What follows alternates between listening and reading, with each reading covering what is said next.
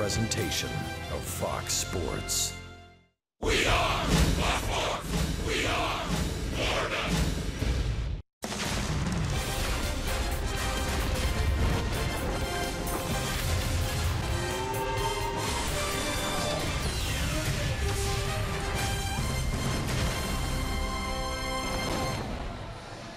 On a Sunday, the Battery is full. That's the area right around SunTrust Park as the Marlins and the Braves finish off a 4-game series. Marlins have one win. The other two, they certainly feel they should have won, including last night, the Braves walking off Rich Waltz along with Todd Hollinsworth. But another day today. The highlight last night for the Fish, Giancarlo Stanton, number 54. Well, every time he takes a bat, and it's destination TV right now, you certainly want to see Giancarlo Stanton swing the bat like that. How about it? Second longest home run here at SunTrust Park. He got into one last night, and he reminded us what kind of season he has been having. Let us remind you what kind of game he had against R.A. Dickey. Oh, wait a minute. He went a little bit farther. Oh, yeah, that's right. That's the longest home run at SunTrust Park. Well, guess what, Marlins fans? R.A. Dickey's on the mound today, and Giancarlo Stanton likes to hit against R.A. Dickey, so tune in. You're probably going to get yourself a good show today. R.A. Dickey actually won that game. Now he's pitching on a windy day here in Atlanta. How does that affect things? Well, listen, you're going to have to find out on the field. It's the opposite for knuckleballers. They like the wind blowing out, so their ball dances as they throw it into the strike zone. We shall see how it's dancing. Now, Adrisamer Despaigne is in an interesting spot. Despaigne making his 4th start since coming back to the rotation. His wife is 3 days overdue and down in Miami with their first child. So this is certainly an anxious time for Despaigne. He takes the ball. He'll face the Braves. And by the way, everybody back home in the state of Florida, stay safe. Our thoughts and our prayers are with you. This is just a baseball game. We bring it to you. We hope that you have a chance to maybe escape a little bit, watch some baseball, but stay safe. And let's hope everything turns out for the best. All right, stick around. We've got Marlins. We've got Braves at SunTrust Park. Got some sun and got some wins. Marlins and Braves.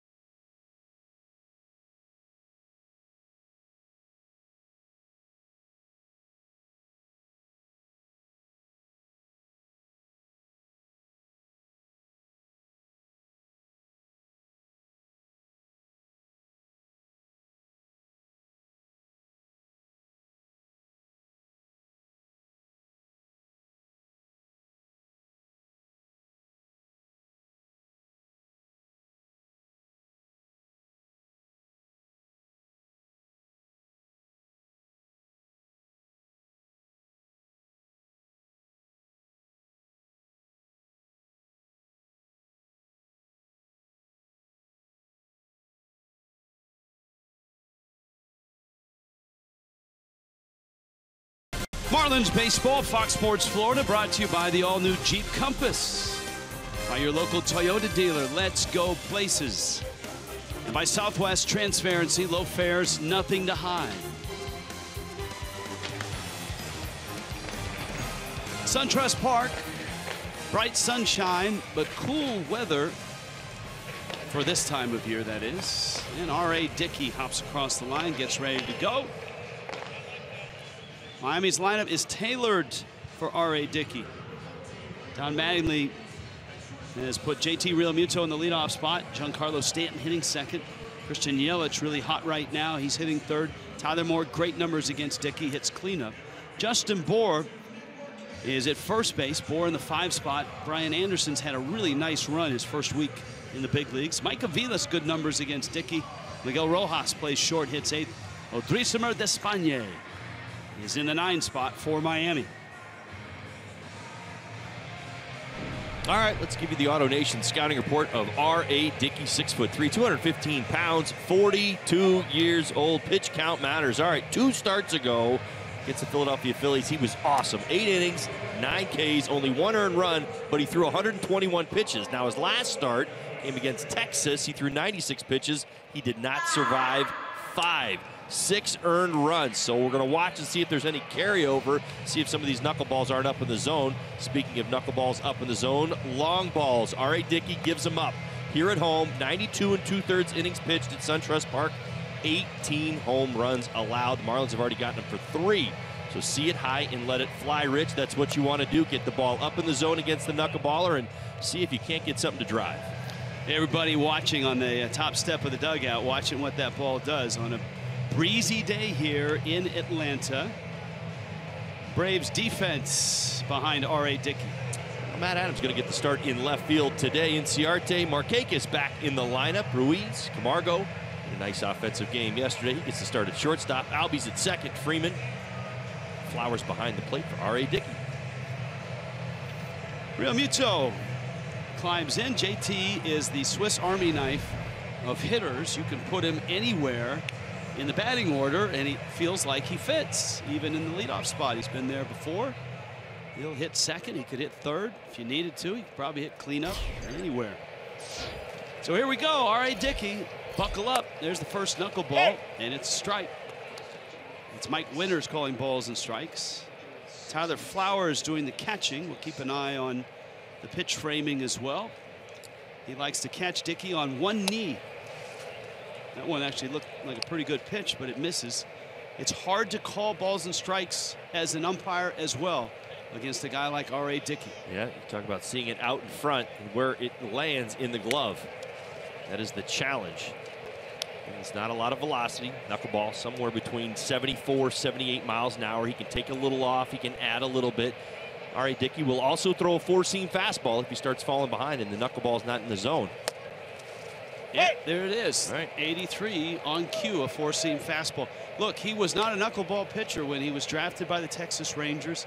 Got to the big leagues all the way back in 2001. Realmuto rifles one into center field. That's a base hit. And a really good approach against Dickey. Yeah, I'll tell you, if the Marlins get 5, 6, 7 hits to center field today, they'll be thrilled. That's the great approach that you're talking about, Rich. You want to see it.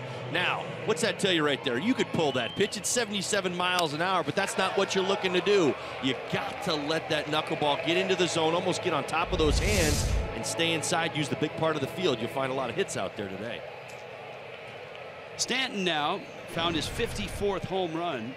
It went 456 feet last night. And Dickey gets strike 1 to Stanton. Realmuto at first. 42-year-old. Dickey misses away. What an interesting career it's been, from having to develop a knuckleball midway, rebooting his career, getting to the All-Star game, and lasting a lot longer, I think, than people ever thought he would last. He's kind of like a fine wine. He's gotten better with age. putting up some strong numbers late into his career. Of course, the Cy Young Award as well. 1-2 to Stanton, a quick throw over to Real Muto. Now, as a knuckleball pitcher, and almost all knuckleballers are like this, you have to do everything else extremely well. You got to field your position, you've got to hold runners on, and he does both those things.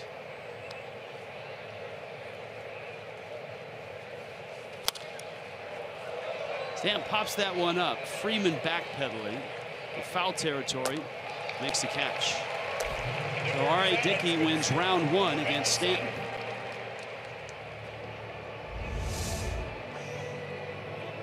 And there is the grip of the knuckleball as he prepares to throw it. And he'll vary, and you see the rotation, but it turned over, what, about a half a cycle, half a turn right there. So not a lot of spin on it. We're talking about it as a little bit of a breezy day here in Atlanta. It'll be interesting to see how, and I'm going to go ahead and right now the way it seems to me is that the wind is blowing out. That is what R.A. Dickey wants. He wants the wind blowing out. You say, hey, what are you talking about? We don't want the wind blowing out. That knuckleball will actually dance in the wind if it's blowing out. So he wants to be throwing it into the wind. It's always fascinating to watch what an 84, 85 mile an hour fastball does for Dickey in the middle of all these knuckleballs. Now he may have to be careful with that pitch today much more than the knuckleball. It already looks like to me that the wind is blowing out a little bit, because I've seen a couple where Flowers is just, at the last second been able to snatch it. So it looks like that knuckleball is doing a lot of dancing so far this afternoon. It's a really nice run right now. If you go back almost 3 weeks, he's been on base in 21 straight games, and his slash line in those 21 games, 361 average, 448 on base, 602 slugging percentage. It's upped his batting average to 291. He's been a doubles machine here in Atlanta. He now has 34 on the season. And yet he's had only 4 at-bats against Dickey in his career.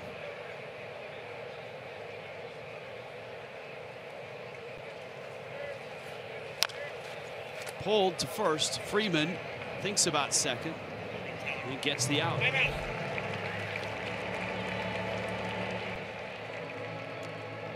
So 2 outs. Real Muto in scoring position, and Tyler Moore, the guy that has had very good success against Dickey. Not a ton of at-bats, but damage when he's gotten them. 5 for 7, couple homers, 5 RBIs, 1 for 2 in this 4-game series. A couple RBIs on a base hit to right.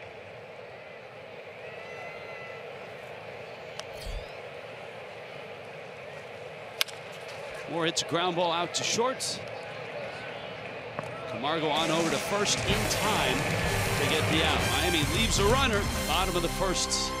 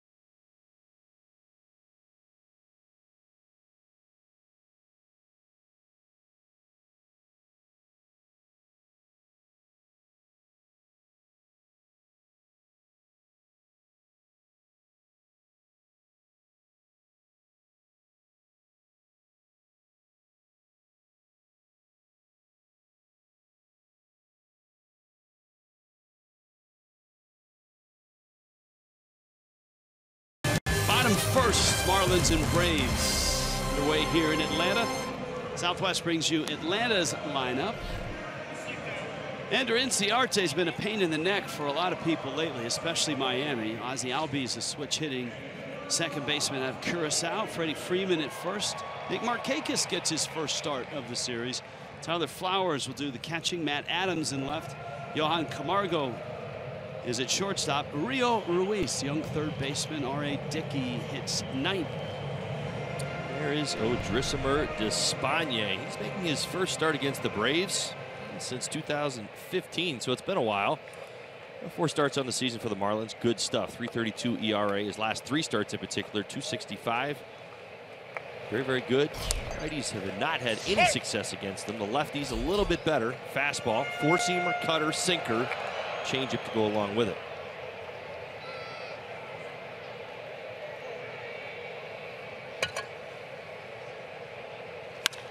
Inciarte to left. That's Tyler Moore out there, and he makes the catch. That's a good start just to get Inciarte out. And here is Miami's defense. We showed you Moore in left. Christian Yelich in center. Giancarlo Stanton in right. Anderson gets the start over at third base. Rojas Aviles at second base today. Justin Bour back in there along with JT Realmuto behind the plate for Odrisamer Despaigne, who's still looking for his first Marlins win. Looks like he's been here for quite some time. Of course, he's only made the 4 start, this number 5. He's pitched better than 0 wins, in my opinion. Yeah, well, his 3 starts since rejoining the rotation, the ERA is about 2.5. And the Marlins have scored all of 5 runs in those 3 starts, so not a lot of support as Albies pulls that one foul. And as we noted, look, this is just a baseball game. What's going on in Florida right now is real life, and we're certainly keeping an eye on that with our fingers crossed and all of our prayers. Despaigne is in really an odd situation, and for him, one filled with anxiety. His wife is due with their first child. In fact, she's overdue about 3 days. And here he is starting. He's not sure if he can get back to Miami after the start. Right. So if you're watching Arlenis, certainly we are thinking about you. And Odrisamer here trying to pitch and beat the Atlanta Braves, and hopefully he'll have a chance to get back.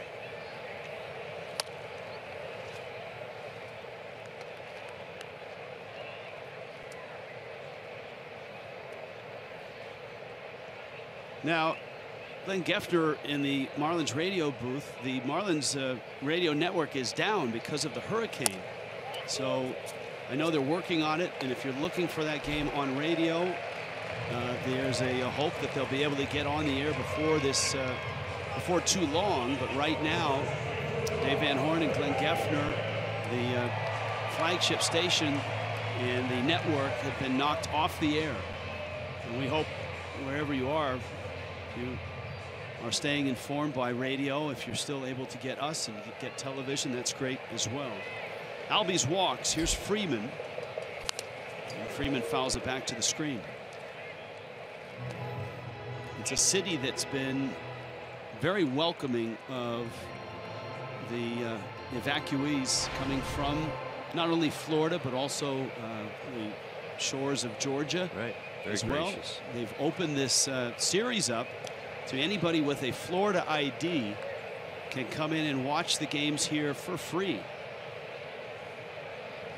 Very nice gesture. They've been very welcoming and engaging even here over the 4 games that we've been here. They've it hasn't been just opening the doors. We've seen some of the promotions and things they do during the game. They've incorporated the people from Florida, which I think is really cool. They do the hat shuffle for prizes and different things, and it hasn't just been all Atlanta Braves fans. They've incorporated some of the Marlins fans even with their gear on. Good to see, and they again have been very, very gracious to us. Freeman swings and misses, and Despaigne gets a good strikeout here in the first.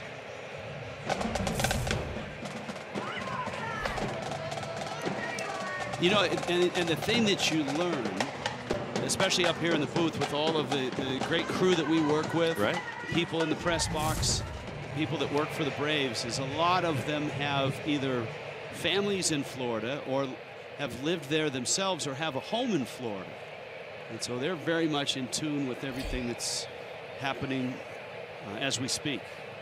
Markakis lines one to center. Yelich tracking it is there, and he makes the catch here in the first. Braves leave a runner. Scoreless, headed to the second.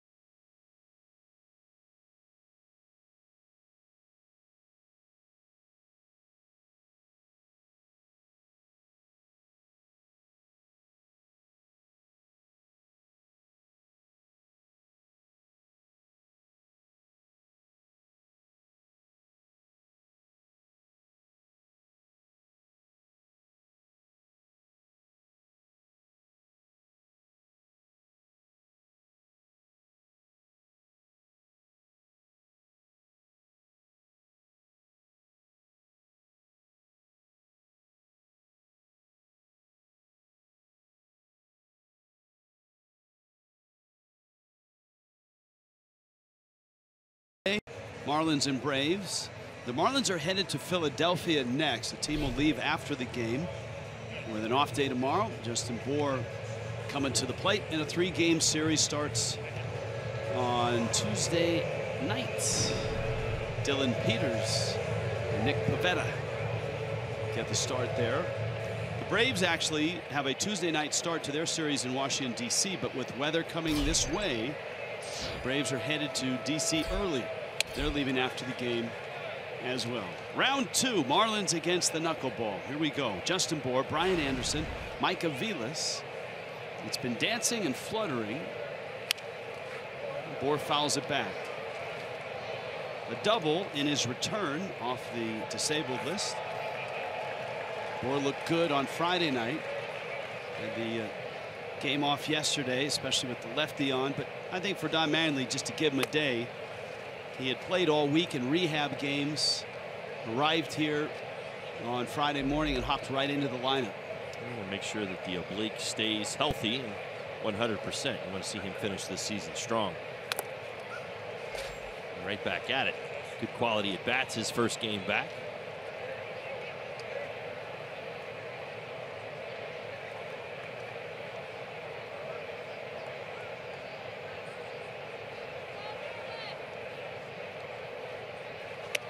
And Justin Bour outlasts the knuckleball. Gets a walk. Here comes Anderson. Marlins Park on September 15th is going to be a very special night. We honor South Dade High School principal Javier Perez. It's the first time since that tragic accident that he's going to walk to the pitcher's mound, throw out the first pitch, host a meet and greet. Make sure you're there to root on what is a great Miami story and a true courage. As we honor Javier Perez. Marlins.com/JaviStrong for tickets. I wonder if a guy like Brian Anderson, and I'm sure he's done it, you know, just fooling around in the backyard with friends and such. Everyone likes to throw knuckleballs and see if they can be the next R.A. Dickey. Probably don't see too many of them coming up in the minor leagues. Of course, he's seen 2 fastballs here to start his at bat, and it's 2-0. I always found that when it comes to hitting against knuckleballers, you try to hit to location. You're not worried about the velocity, especially if you maintain a middle of the field approach. You're not worried about getting the barrel out. Doesn't throw hard enough to jam you, so you're just really concentrating on your strike zone. R.A. Dickey is really struggling with that knuckleball right now.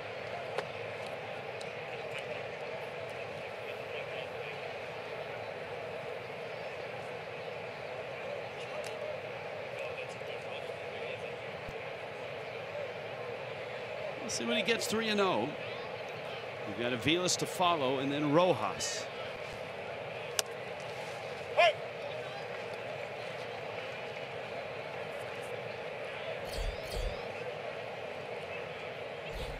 Aviles has had experience and success against Dickey. Bohr's at first. And Anderson walks. So, a couple walks here. The wind has actually died down from what we felt around 11, even 12 o'clock. It's a 1:30 here, or at least a 1:35 start here in Atlanta.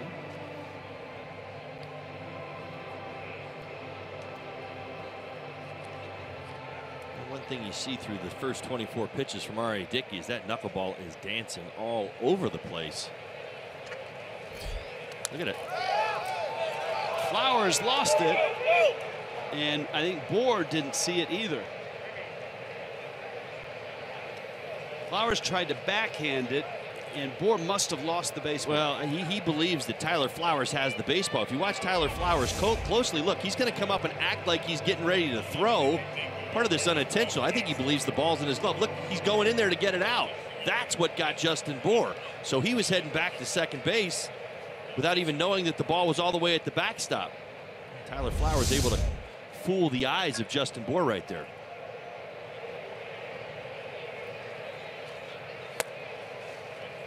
That's a fastball, and even the fastball he's unable to locate. Starting to get himself into some predictable counts.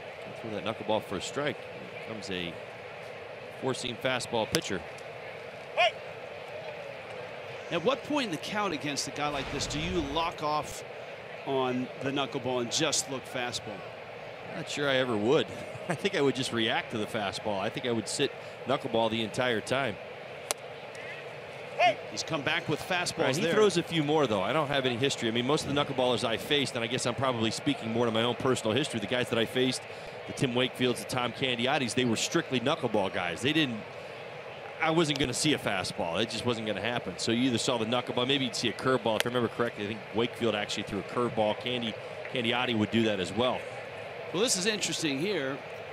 He fell behind 2-0 and then threw 3 straight fastballs. Now we'll see what Aviles gets. Whether it's the knuckler, and it's down low.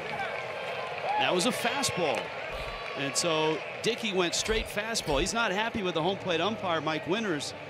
But remember that pitch framing the other night from Flowers.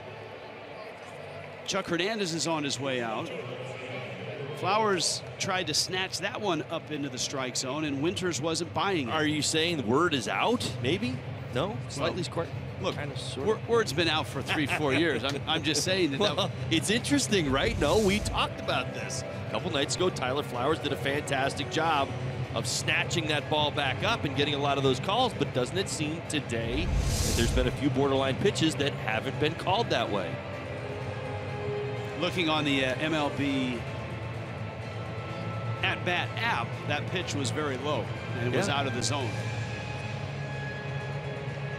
So bags are loaded. Now this becomes an enormous at-bat for Miguel Rojas because you've got the pitcher on deck. I normally agree, but I don't know. I mean, again, it's R.A. Dickey on the mound. And it's the knuckleball. You know, this might be perfect for Despagne. He throws a knuckler for a strike there. Rojas has knocked in 3 runs in this series.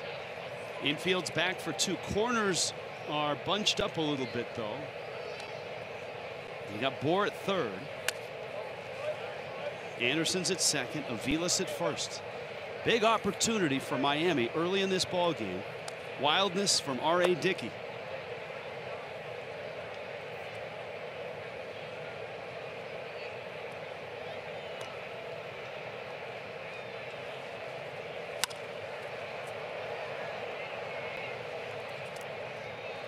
we go. Rojas told Jessica Blaylock a couple nights ago that he's really worked on cutting his swing down.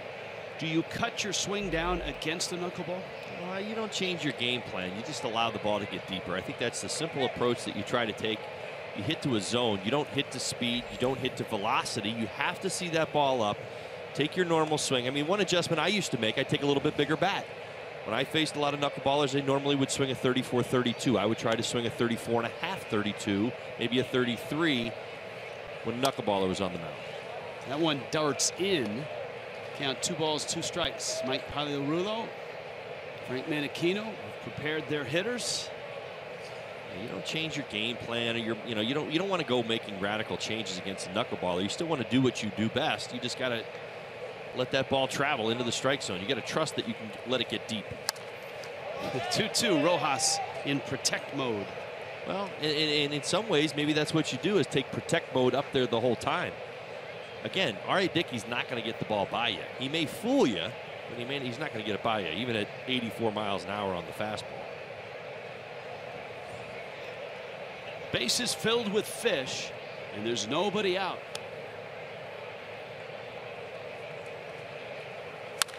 Rojas into left field. That's a hit. Bohr will score. Anderson to third, and he's held there. Adams' throw is cut.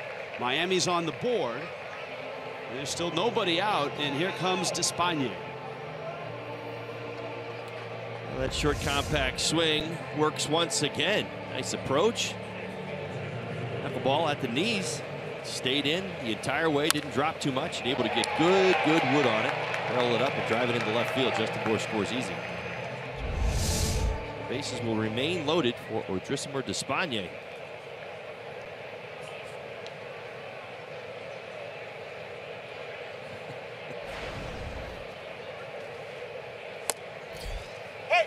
Strike.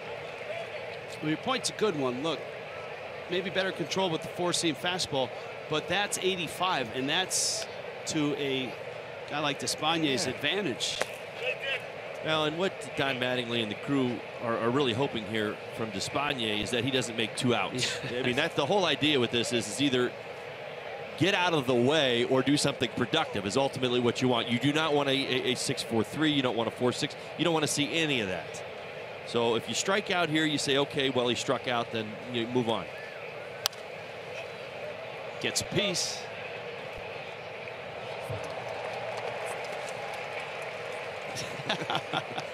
That says it all, doesn't it? High degree of uncertainty, correct?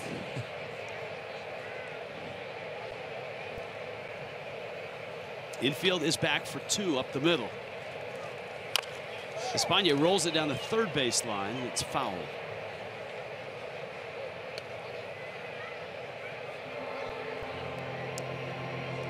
Odrisamer, long-time standout in Serie Nacional, the Cuban league, pitching for the Industriales. His father pitched for that same team.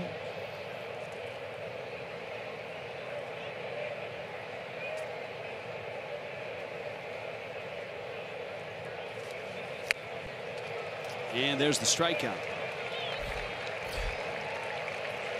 Now Despaigne strikes out. Real Muto now, who's in the leadoff spot. Bags loaded and 1 out.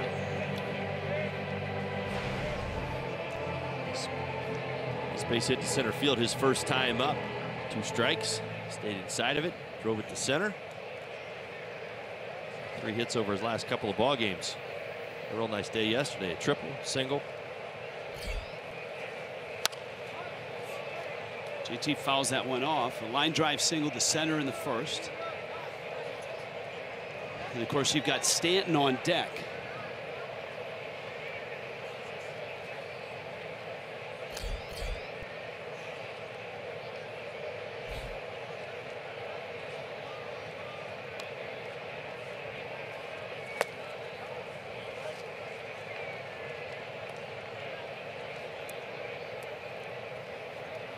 Not sure how much pitch count really counts for a knuckleballer, but it's pretty substantial. It's 29 this inning. And as you see, 43 already. Real Muto, a line drive into right center field. That's a hit. Anderson scores. Aviles right behind him. Rojas racing to third, and Real Muto's got a 2-run double. Miami's lead is 3-0. How about it? Outstanding approach, JT Real Muto all afternoon. It's early. Yeah, that's right. We're only in the second inning. He's got a couple of base hits already. Again, a great piece of hitting. That's about the same spot he went for his hit in the first. Maybe a little bit more to the right. Perfectly placed. That's going to score 2 and keep the pressure on R.A. Dickey in the Braves. Good knuckleball, and Real Muto, terrific job in illustrating exactly what you've been talking about, letting the ball get deep. Stanton now takes a strike. A lot of times against a knuckleballer, you can almost be a little bit too relaxed. You've got to kind of keep your competitive edge and know that you're really just concentrating on going the other way. It's not about slowing your swing down and then trying to speed it up real fast. You've just got to kind of get into the rhythm, think about kind of like hitting a curveball sometimes at 12-6 and really just trying to stay inside it. He's 0-2 on Stanton. And G reaches out, fouls that pitch off. Stanton popped out on a knuckleball in his first at bat. You had mentioned pinch count, Rich. You know, certainly in this inning, I don't know how much it fatigues him. Swing and a miss. Stanton strikes out 69 miles an hour. Definitely took a little bit off of that one. Now, I thought it was interesting. Let's watch this rotation real quick one more time. Not much. Yeah, this thing didn't even turn over. Actually, a little side spin to it.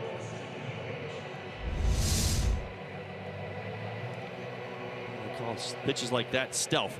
A couple starts ago, 121 pitches. He was outstanding against the Philadelphia Phillies, but his last start, he was not. And you do wonder if, in fact, 121 pitches was too much of a workload, because Texas got to him. They got to him early.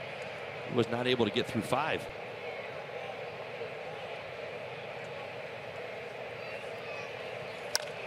Yelich rolls one up the middle. Camargo has it and fires to first in time. But the Marlins turn 3 walks into 3 runs.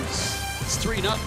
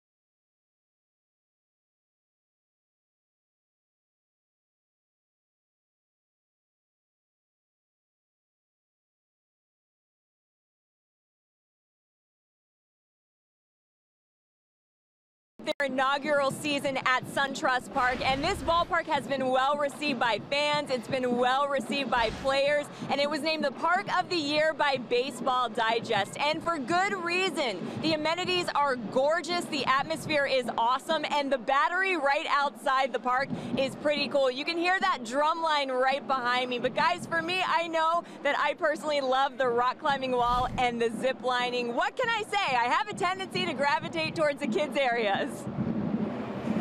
All right, thank you, Jessica. We sure have enjoyed this place. Brand new, and I'm sure in year 2, just like any brand new ballpark, there'll be tweaks and adjustments. Tyler Flowers against Odrisamer Despaigne.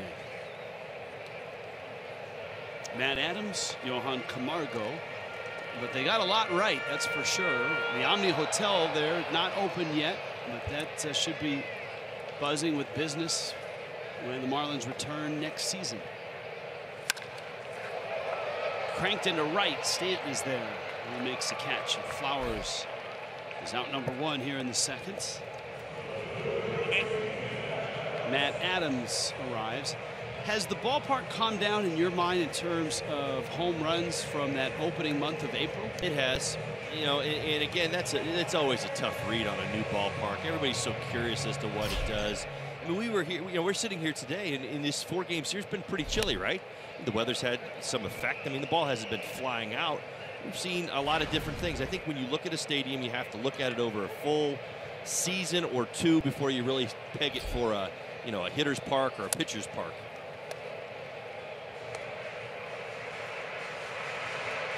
Bottom line is baseball's been flying out everywhere all season long, Rich. I mean, home run has been a hot topic of conversation since the start of the season.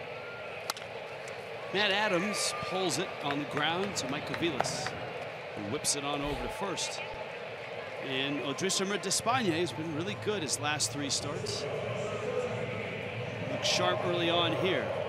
Jeep Compass Game Break with Jessica Blaylock, live from maybe the zip line, maybe the rock wall, maybe the chop house, maybe the Home Depot clubhouse, or the unsponsored camera well.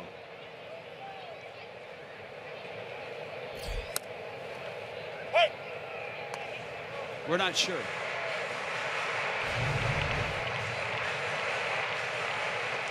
Camargo, substantial hits last night. Switch hitter got the start against Adam Conley, 2-run homer, and then his RBI single knocked Conley out of the game in the 5th inning.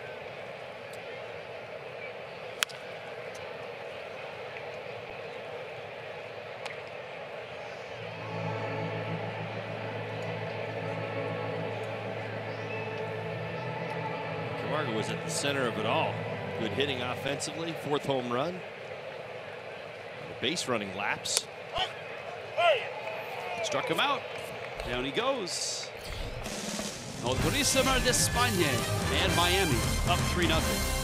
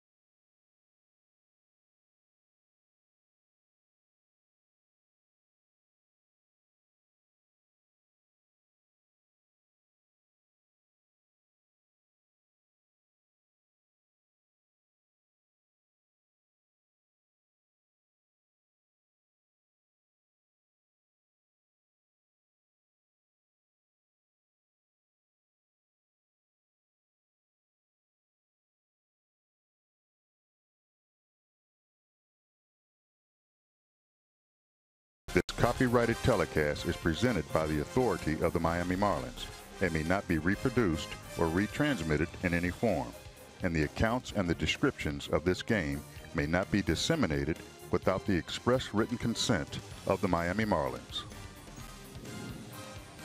That's the legal portion of the telecast. Here it's 3-0. Top three. Everybody grabbing bats to face R.A. Dickey. Miami 3 runs in the second. Tyler Moore's up. Dickey with a fastball. And it's 1-0. Moore getting the start. Success against Dickey. Couple homers in 8 at-bats, including a game winner for the Marlins.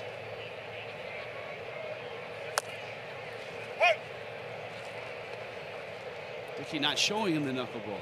2 fastballs, it's 1-1. Well, I still think back to that first game against R.A. Dickey early in the season, and Tyler came out as the pinch hitter, and that moment in time where you're like, do you pitch to him or do you not? They went after him and he hit the big home run. It's a big pop into right. Markakis, the wind carrying it around out there. How about some T-Mobiling here? T-Mobile Unlimited Baseball Break. Trevor Story, great defensive shortstop, and he hit his 20th home run. The Rockies are beating the Dodgers. Everybody's beating the Dodgers right now. They've lost 9 straight. Hernan Perez, 5 RBIs, and the Brewers are coming. Look out, Cubs. Look out, Holly. Heads up. It's all good. And Jose Abreu went for the cycle, and I stopped and I said, look out, Holly, because one of the backdrops here in the booth just fell over and hit my partner. Yeah, it's all good. I know, you didn't flinch. Yeah. I mean, that's it. You're a gamer, I guess would be the best way to put it. When you have 4 children, 3 boys and a girl, you just learn to roll with things, and you just kind of get out of the way or duck or. How's that gone in the hotel the last?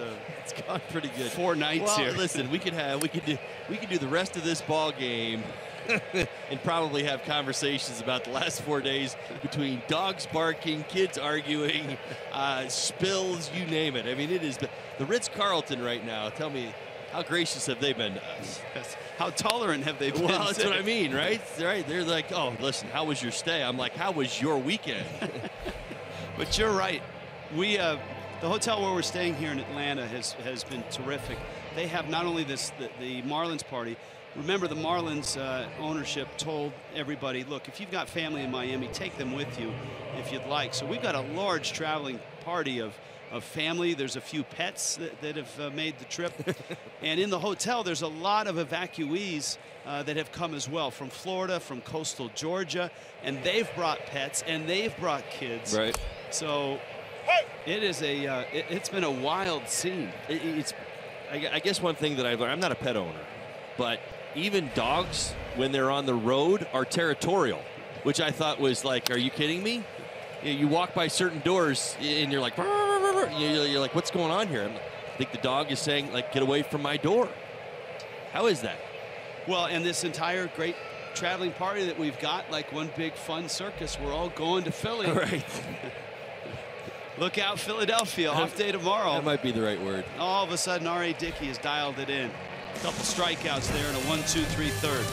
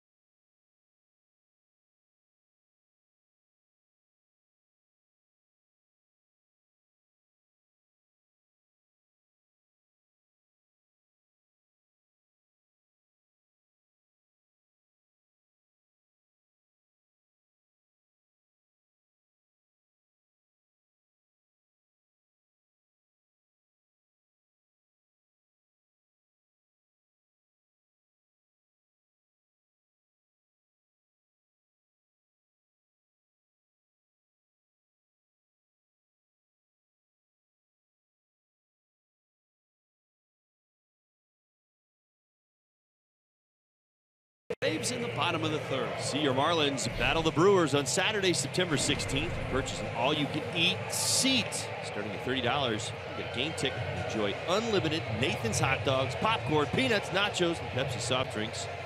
Aquafina water, too. Buy your tickets today at marlins.com. I like how that works. Our director, Mike Rubin, immediately says, hey, give me shots of people eating. Right. Not hard to do here in Atlanta.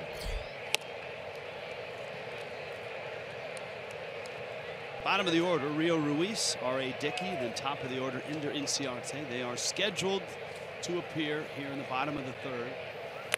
Andres Despagne. He's fallen behind 2-0. He's walked 1. He's struck out 2. He's not given up a hit.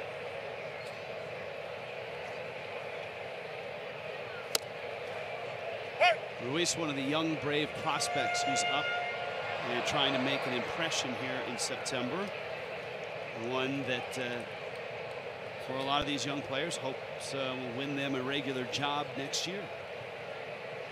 He's been swinging the bat well since his return.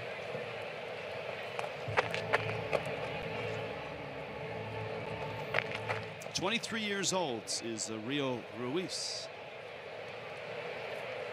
Bishop of Mott High School in La Puente, California.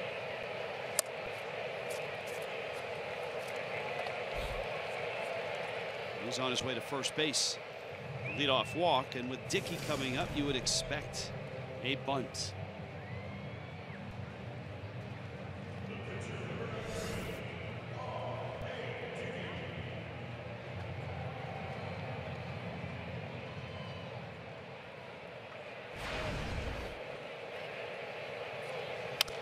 It's not bunting. Pulls back, pops it up. And Anderson has it. Ruiz is still at first. And there's one out here in the third.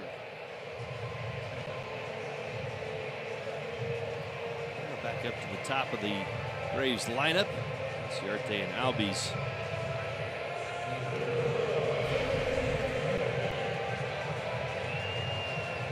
See that seasonal batting average, 308.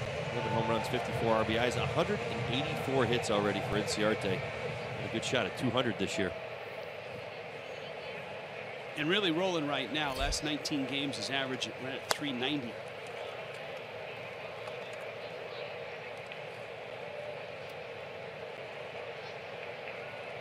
Anderson a few steps on the grass at third.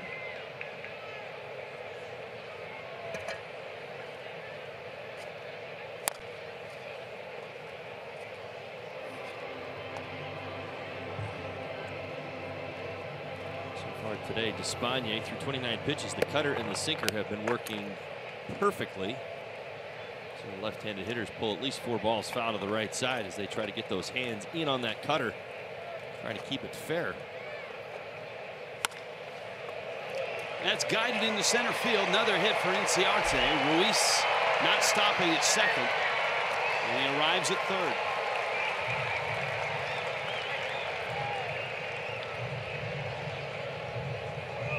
We rant and rave about exit velocity on this base hit. Well, the lack of exit velocity sets it up for Ruiz to get all the way over to third base, make up for that sac bunt that didn't happen.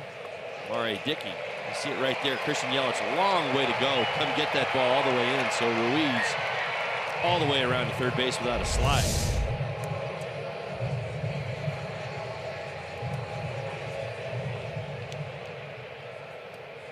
Albies now walked in the first.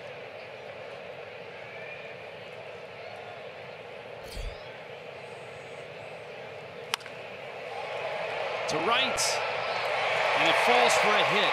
Atlanta's on the board. Ruiz scores. Albies knocks him home. Inciarte stops at second. Albies continues his hot hitting after a slow start. It's being recalled. 330 over his last 23 ball games. Walking his first at bat. RBI single in his second. See that pitch just above the knees on the inner third. Albies loves to pull the baseball from both sides of the plate. See the extension there. And Braves are in motion once again. talked about it throughout the series. You want to beat this Braves team, you really have to keep the top two guys in the lineup. And I know this is excluding Freeman, but I think you take him at face value as Freddie Freeman. But if Inciarte and Albies are getting on consistently throughout a ball game, you're going to find yourself in a lot of trouble.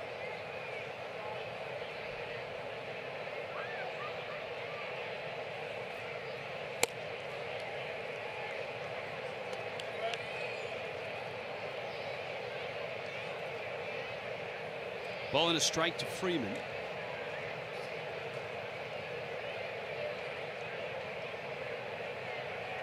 Freeman's walked 4 times in this series. Has homered to right. Stanton lines it up. Everybody tags, but nobody runs.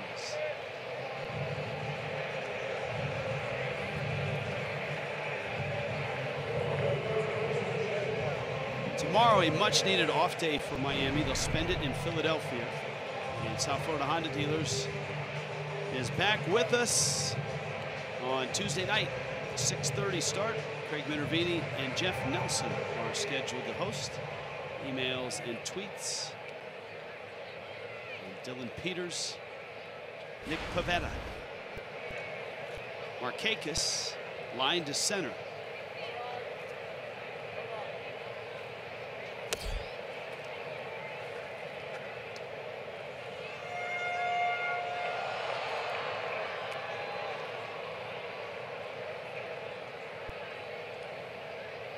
A lot of baseball just starting.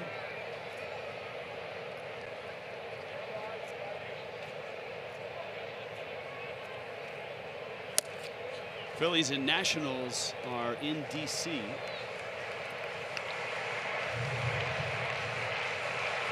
That ball game now in the bottom of the 4th, and there's just 1 hit in the game.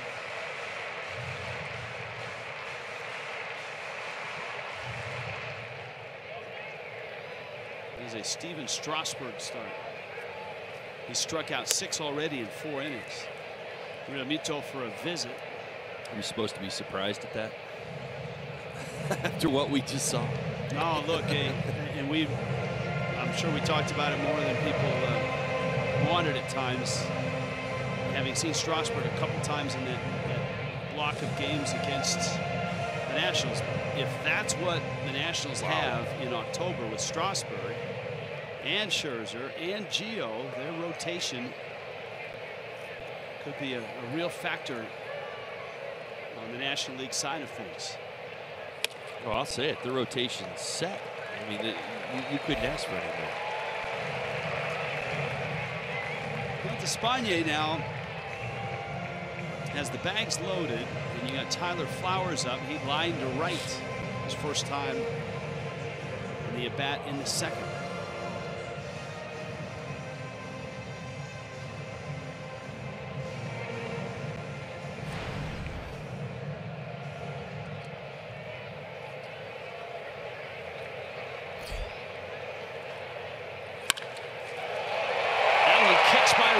Into left field, chases home 2 runs, and with 1 swing, Miami's lead is erased.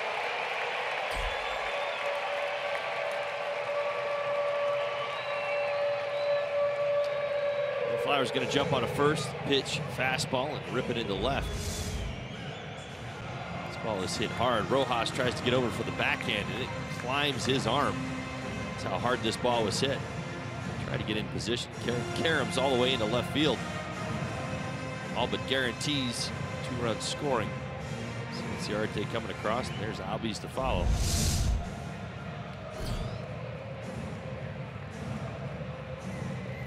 Not many balls on the ground for Despaigne. He had that ground ball out from Matt Adams. That was in the 2nd. Adams is here now at the plate. Runners 1st and 2nd. Don't know that you would categorize the one that Flowers just hit as a ground ball. That was a seed.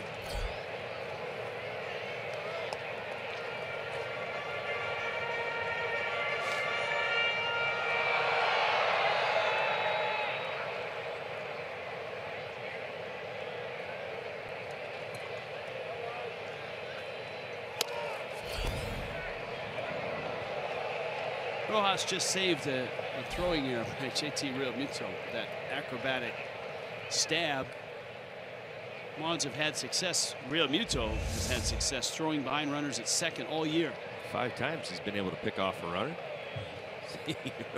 Rojas, he knows this one's coming in low. He actually goes down before even the ball gets there. Nice job keeping it on the infield. And he had to operate with on radar only there because he lost sight of the ball with the runner passing in front. Right.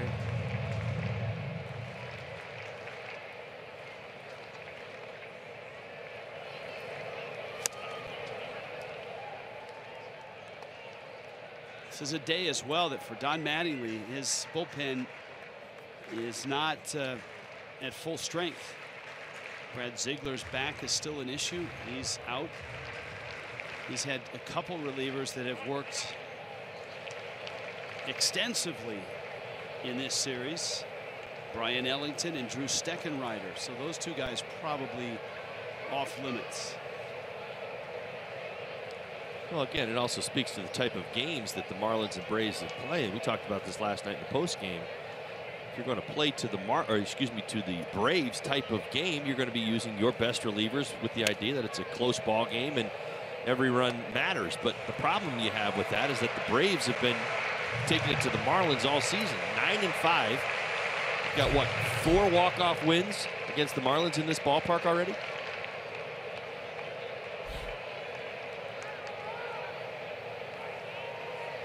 Three-2 coming. Despaigne wants to see if the runners might be moving.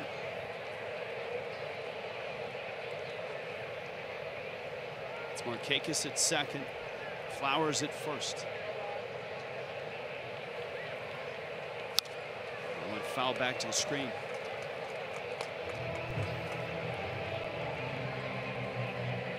Drismer Despaigne's got 2 outs. 2 walks and 3 hits. They have erased a 3-0 lead.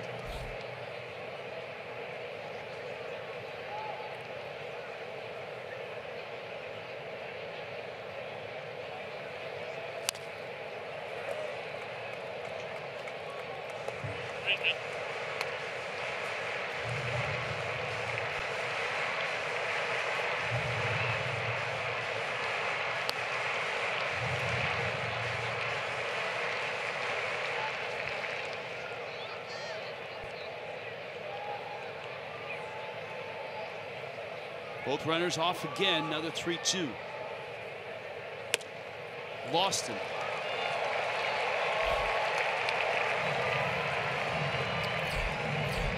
Bats have clearly gotten better the second time through.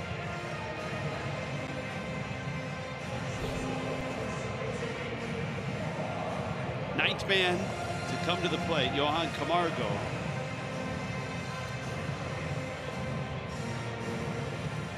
Three walks this inning, 4 walks in the ball game.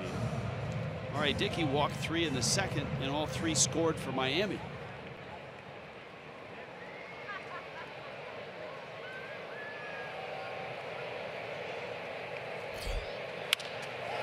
That's a base hit into left field. Moore has it. 1 run comes across. Flowers coming home. He scores as well. And Atlanta's up 5-3. Camargo hurt the fish last night and again today. After striking out his first time up, looks to be a little bit more aggressive early in the count. Elevated fastball, thigh high. The 2-seamer running away. He stays on it and drives it the other way. We've seen that a few times from Braves hitters throughout this series. Staying on that 2-seam fastball, elevating it to left field. Braves know Tyler Moore is out in left field today. They have run on anything that's been hit out there.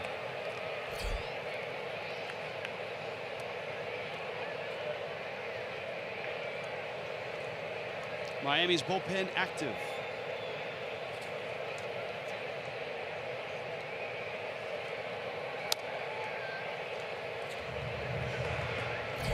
Austin Nicolino in Miami's pen. 5 of the 8 runs in today's ball game have come from hitters who have walked.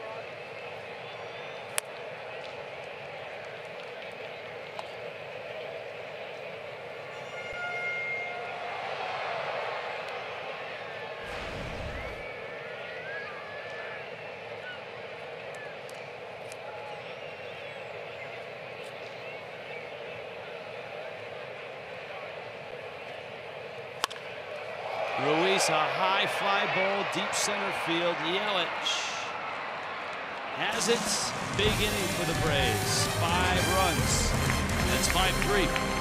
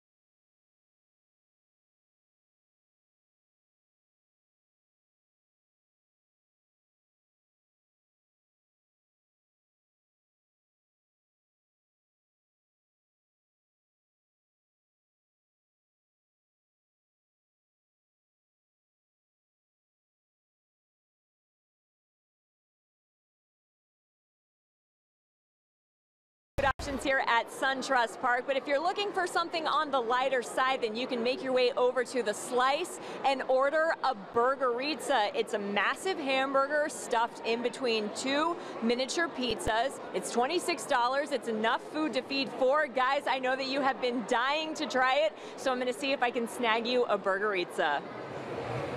Well, thanks for the warning. I do have some antacids in my bag. Maybe we should take those in preparation. I'll stick to the apple.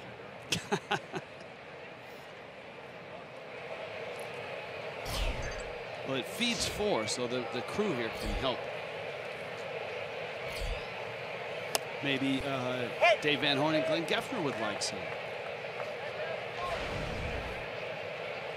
Yeah, that's a good idea. Aviles against Dickey. The funny thing about Dickey is the ball game we remember was here because Stanton hit the 2 homers, but he won that game. He did not win the game in Miami when Moore hit the pinch hit home run. And so he gives up 3 early runs, and you're thinking, wow, now they've figured him out. And all of a sudden he's up 5-3. Aviles, 0-2 comes. No swing. I'll tell you what, that knuckleball dancing the right way. He's got this thing under control. You look at how it's just exploding across the strike zone. Almost every Marlins hitter over the last couple of innings has checked his swing at least once. Aviles swings and misses. Well, was this part of the lineup where Dickey got wild in the second, walked 3? Miami used a Miguel Rojas single and a 2-run double by JT Realmuto to get their 3 runs. Well, right. How about that? We'll use that as the best example. So that happened in the second inning. Well, those 3 individuals who walked now have all struck out in a row.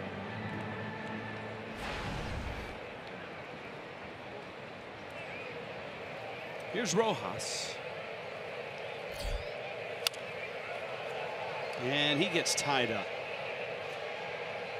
And Despaigne, who just had a long inning out there, is coming to the plate.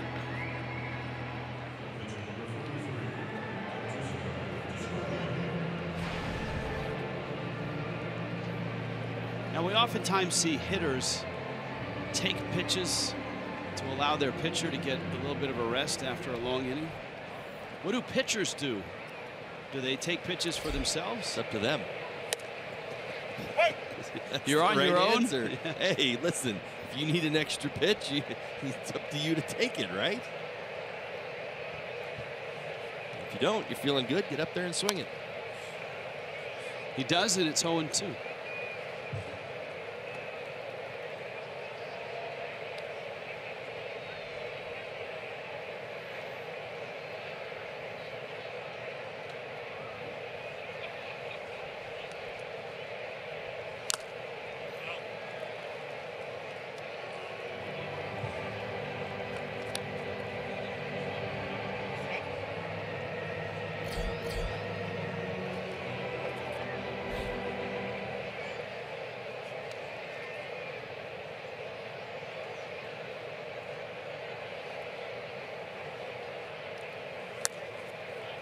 That one had a little bit too much of a run on it.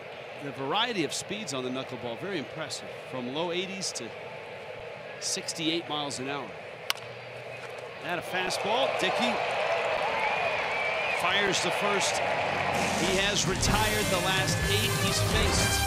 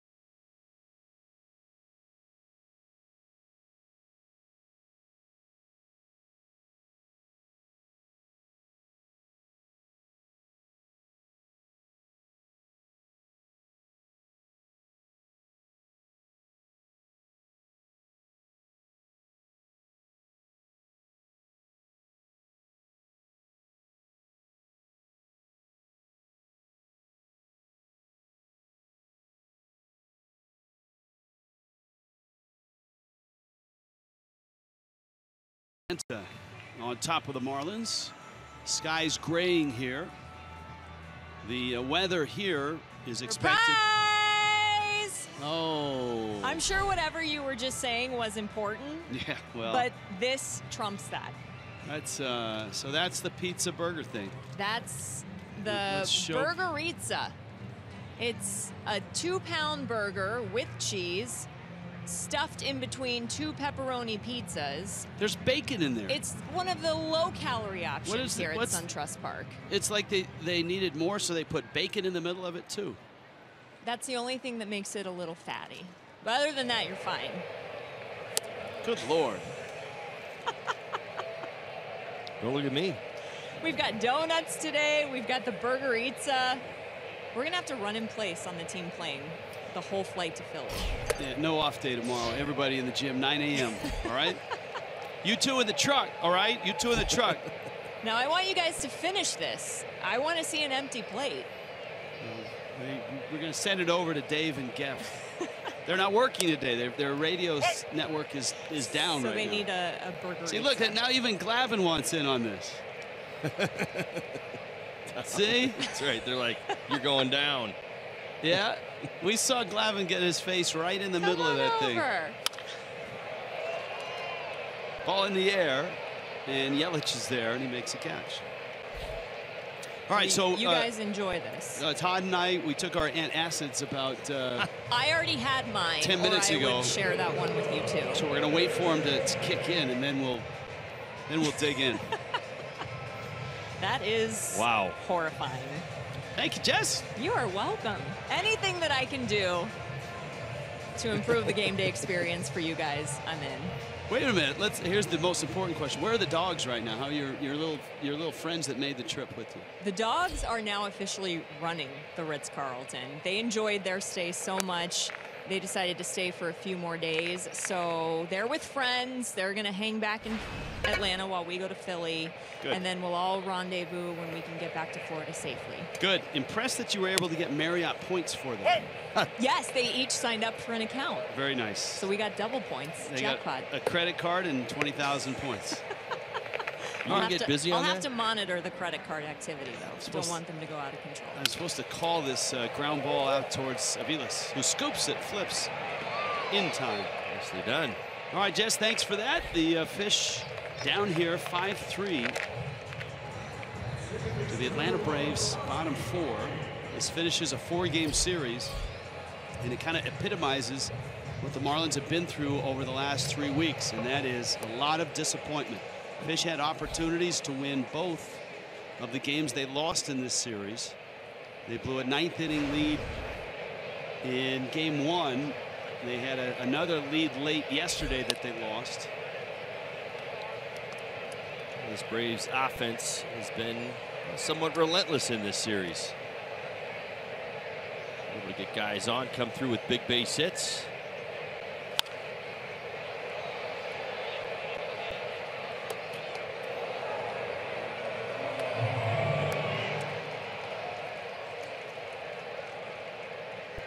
Ozzy Albies up right now. See, I could go for a piece of pizza, but I can't get the burger and the bacon off of it.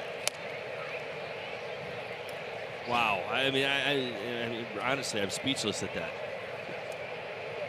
That's 2 pieces of pizza, pepperoni. You say there's bacon in the middle there? Yeah, see, look. See the bacon? Oh, my gosh. And cheese. Lots of cheese. Not pizza cheese, but like American hamburger cheese in the middle, too. I feel like I should just take myself to the hospital if I were to eat that.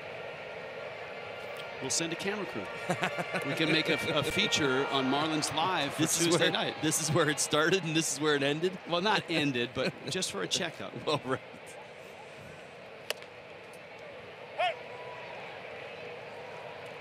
Ozzy Albies with the count 3-2.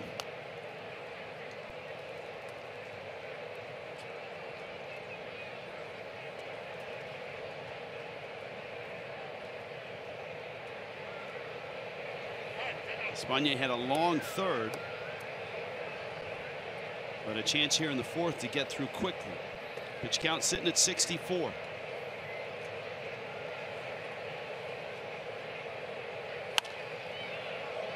That pop-up's going to find the seats. Oh.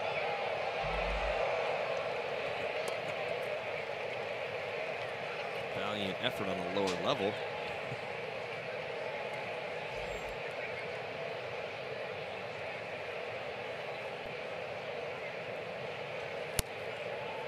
Albies walks.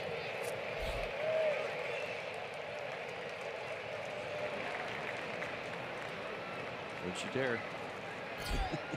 You slide that thing over here. I can't get it off my iPad before my iPad gains 10 pounds. We'll have Marlins Live after the ball game right here on the field.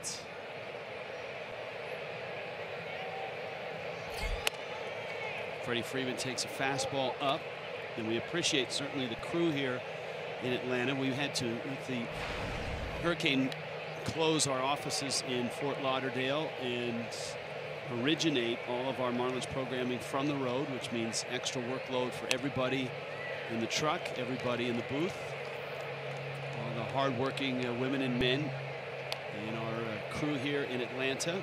We do travel a group, but as well, wherever city we go, we pick up the best technical experts to work in our truck and on our shows.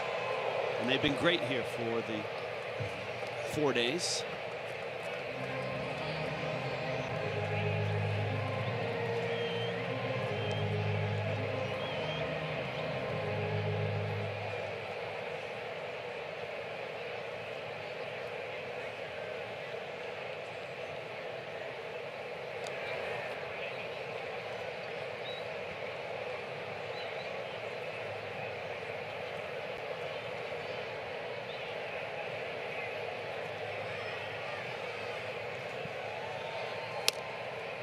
Freeman takes in. You'll be happy to note that in both of our contracts, if you go to page 5 at the very bottom, there's a small clause that says we do not have to consume food props during the actual telecast. Well, there's no way, there's no doubt that that would affect our abilities. In fact, there's a good chance I might not finish the game if I were to eat 1/4 of that.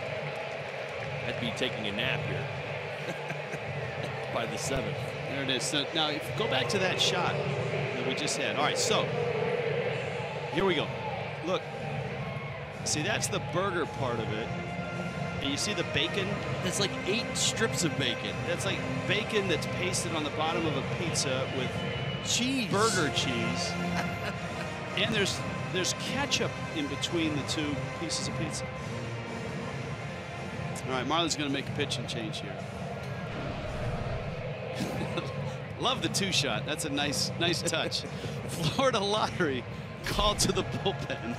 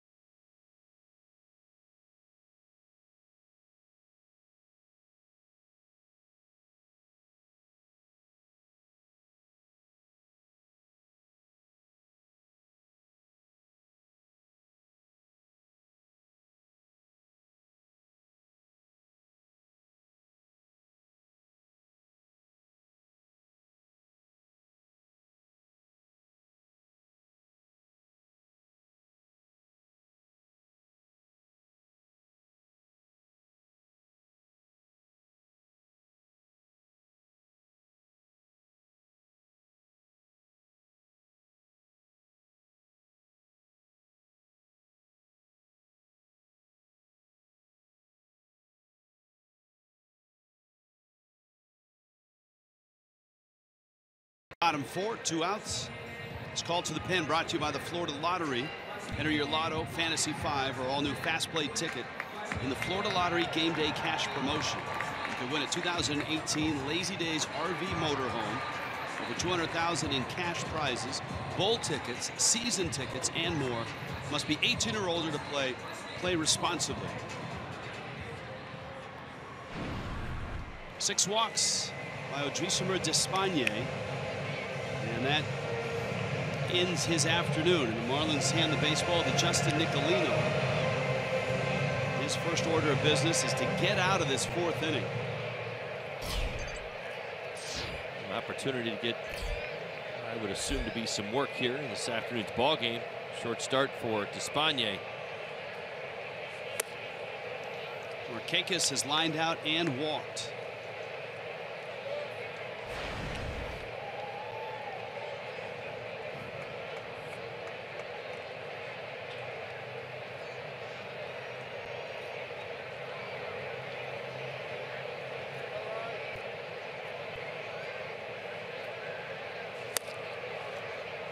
At the knees for a strike.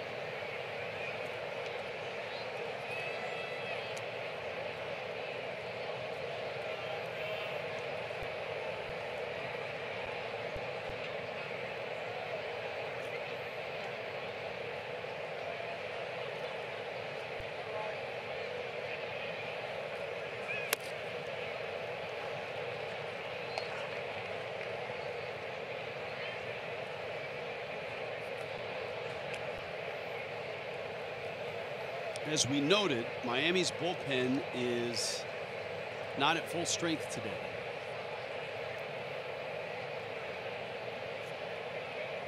A lot of that, the residual effects of this 4-game series.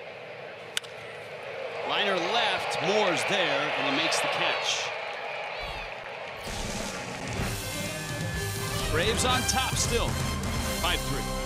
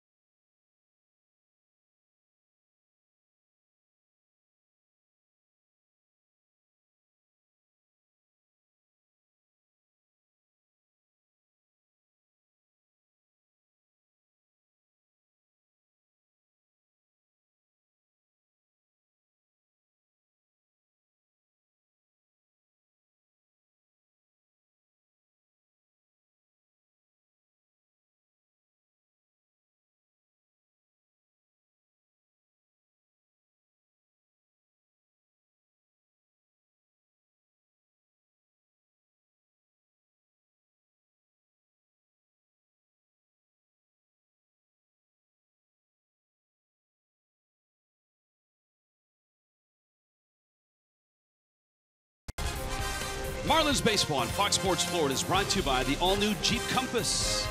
By Hankook Tires, chase down your passion, never halfway.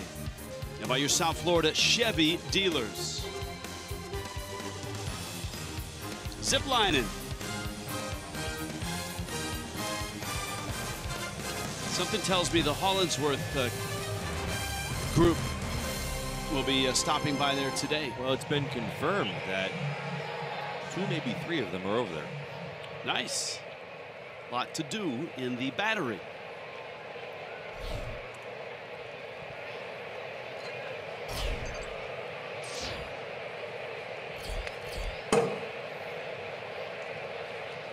JT Realmuto, Giancarlo Stanton, Christian Yelich. So the day started out so promising for the Marlins against R.A. Dickey, drawing 3 walks to open the second and scoring all 3 of those runs. And Realmuto knocked in 2 with a double. After that hit, though, R.A. Dickey turned back into Cy Young R.A. Dickey. Sure did. He's retired 8 straight. 36 pitches in that second inning. 10 pitches each in the 3rd and 4th.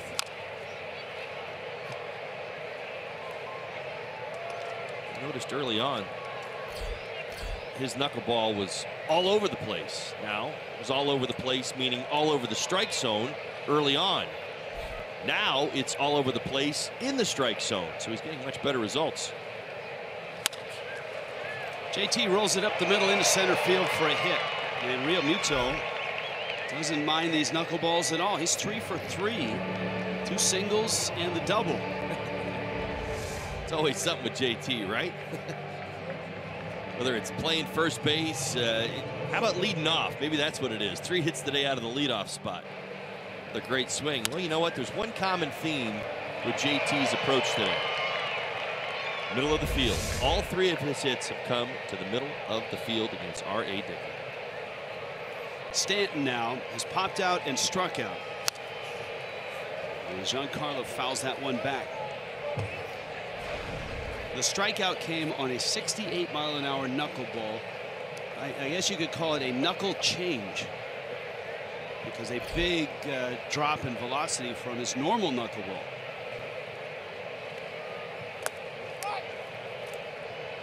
I'd call it the floater.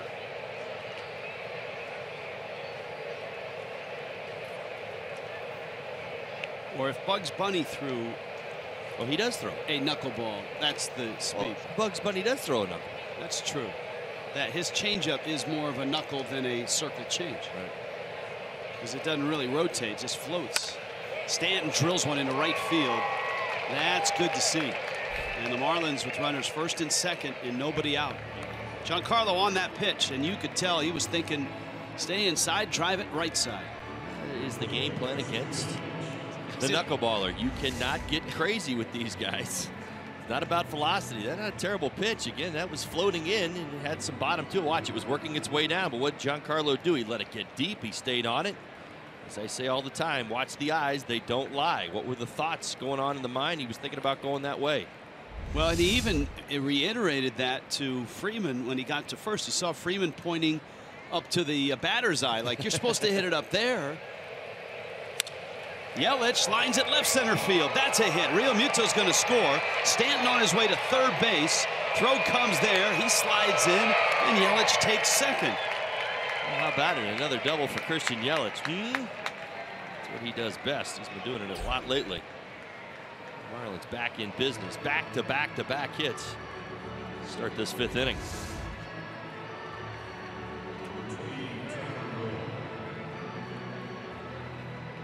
Drives it left center field.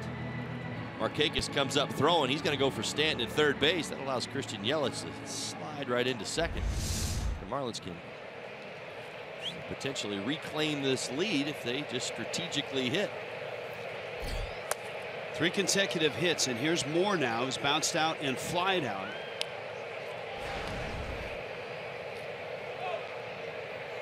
At this point, they have credited Yelich with a single, and he takes second on the throw. But he gets the RBI, and Moore takes out. I certainly understand that scoring, although I'd say it's debatable. I've watched him all season long. It's a play he'd go to second an awful lot.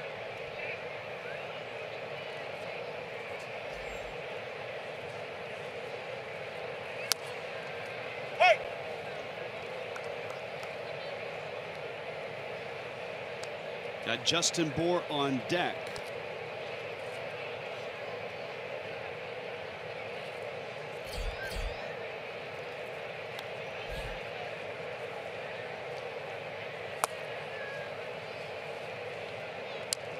No frame job would get that strike call. It's 3-1. That's correct. It's not working today. It's No. not on to me. The magic dust is That's right. run out. Moore, sharp ground ball to short. Stanton comes home. Good work by Giancarlo with that infield back up the middle on a sharp ground ball. Tyler Moore ties the game at 5 apiece.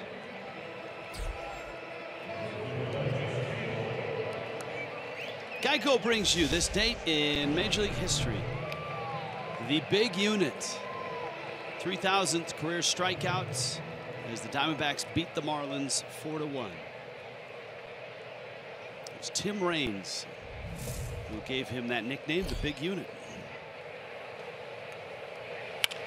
Justin Bour goes the other way, knocks it to left, and it's caught there by Matt Adams.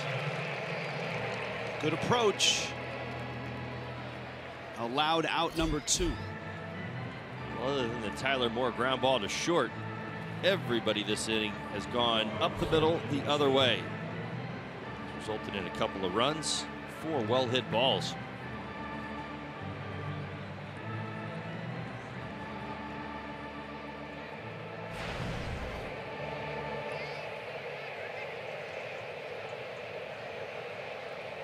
Anderson a walk and a strikeout.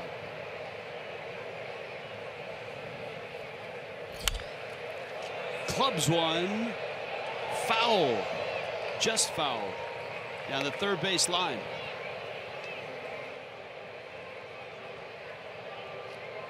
Very close to his first extra base hit in the big leagues.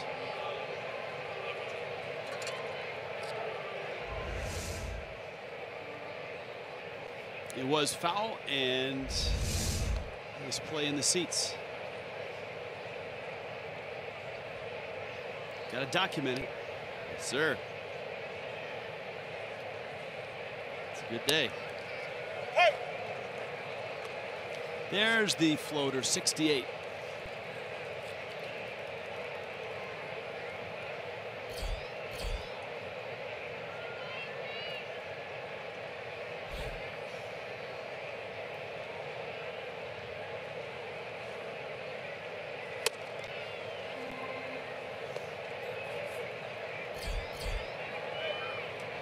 Marlins are already into their pen, and the Braves have their bullpen ready to go.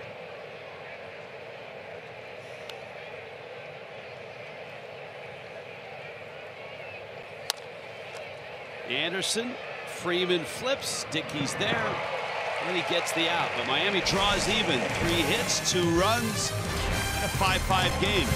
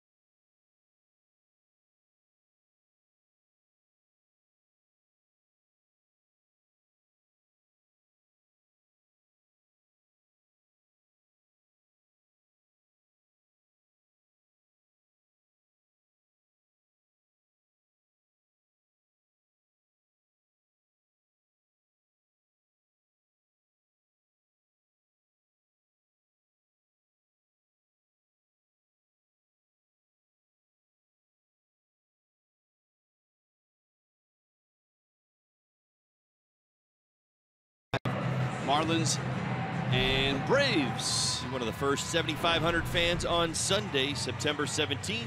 You'll receive a Christian Yelich bobblehead courtesy of DeWalt.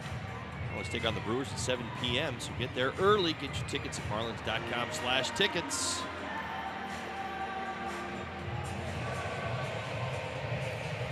Well, neither starter was that effective. Walks factored into this. Some big innings as well. Both starters got jumped pretty quickly in 1 inning each.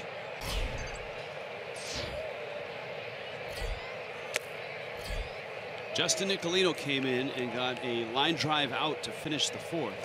Odrisamer Despaigne went 3 2/3, walked a career high 6.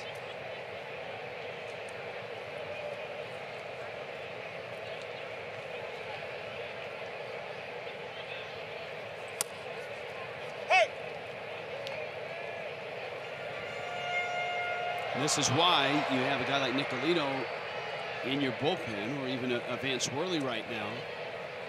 The ability to come in and give the ball club multiple innings and try to stretch this into the 7th. Nice breaking ball from Nicolino. I'd love to see this Marlins offense pull back ahead and get some leverage here in this ball game. Again, we've talked about this all series long, and the way it's gone really all season long against this Atlanta Braves team. Games similar to this, tie score, 5th inning. We've talked about how the Braves score runs late in ball games. They find ways to win. Here you are again playing a very similar type of game in which the Braves would say, all right, we'll roll the dice, give us a 5-5 score going into the 5th or 6th inning, and we'll see what we can pull off. If you needed a testimonial for that, the first person or first entity that someone would turn to would be the Marlins. Right. Having watched them walk off 4 times here in this ballpark this year. Stanton on it, makes the catch. Flowers is out number 1. Well, therein lies the point. So how do you beat that? Well, you change the circumstances leading to it. Especially in this ball game, because you sense that the Marlins bullpen is vulnerable today with the workload of Steckenrider. Ziegler's back.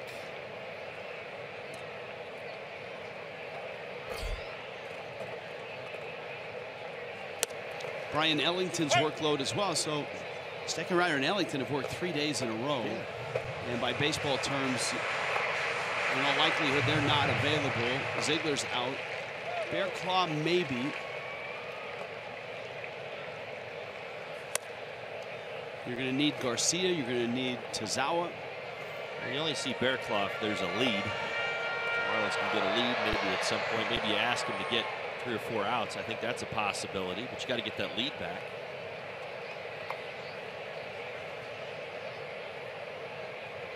Which means bridging the gap there has to be filled in with the likes of Nicolino or maybe a Worley or a few other guys down in the bullpen.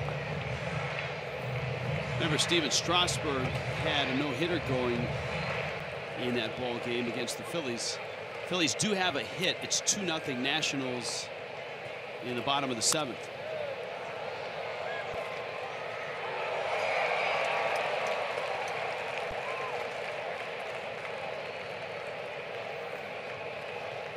What's your guess strikeout load? Strasburg's 7 innings.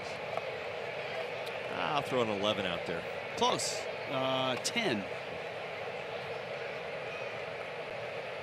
1 walk, 1 hit. Yep.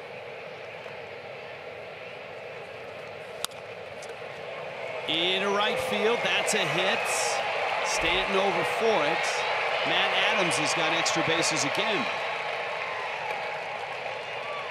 His double started the game-winning rally in Game 1. 22nd double on the season for Matt Adams. He's done it as a pinch hitter. He's done it as an everyday player for this Atlanta Braves team. He's taking full advantage of his opportunities. Coming against Nicolino right there. Slowed his swing down just a little bit to get to the barrel. Perfectly placed down that right field line.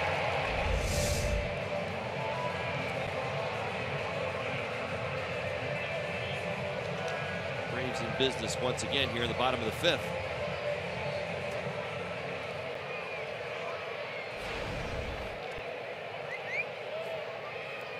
Johan Camargo,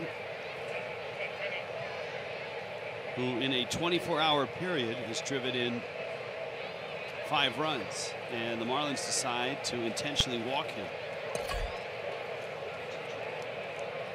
That, that actually adds a little drama to the now intentional walk, which is merely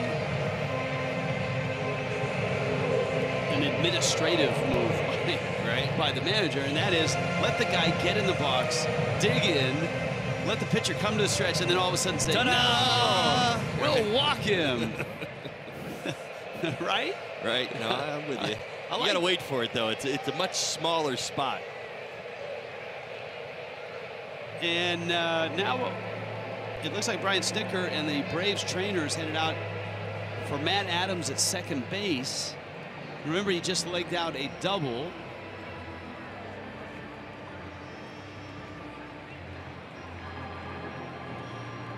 Let's take a look at his path. Watch the right hand. Oh, yeah. Well, there's definitely something there. He's walking off the field right now. To be safe. You certainly don't want to make it worse, even at this point of the year. It looks like they're going to get a pinch runner for him.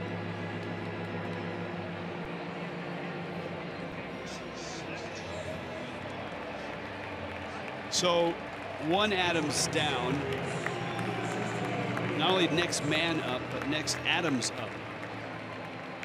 Lane Adams for Matt Adams. Lane, a right-handed bat, a little more athletic in terms of speed. And he pinch runs here. Lane very versatile. Snitker in this Braves offense this season. He's done a lot of things. Come off the bench. Started a few ball games. Big pinch hits. Pinch run. Pinch everything.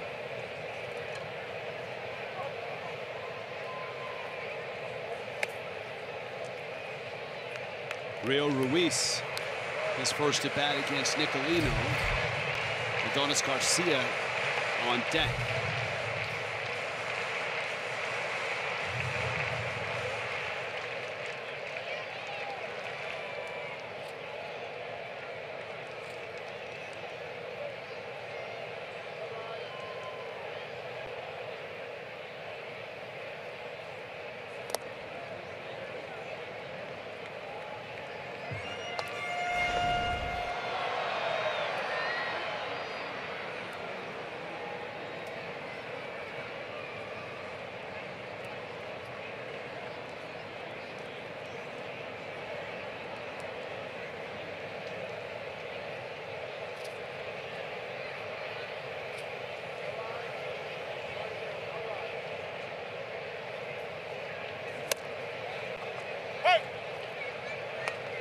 Nicolino catches the corner.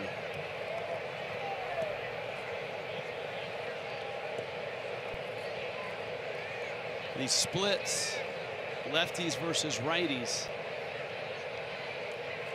Lefties have been an issue for Nicolino this year. All right, so down. Going back to the Adams double right there. Lefties hit .465 against Nicolino this year.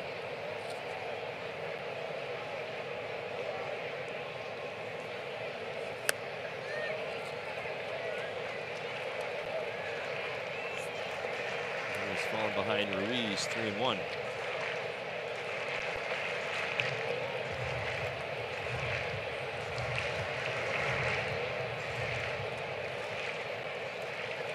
Well, Dickey's spot is on deck, but it was Soju Garcia.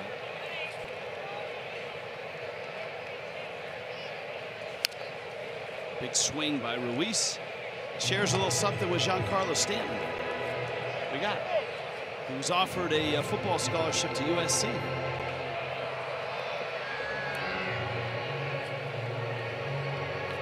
Let's see it. Ruiz has shown a great deal of athleticism even in this 4-game series.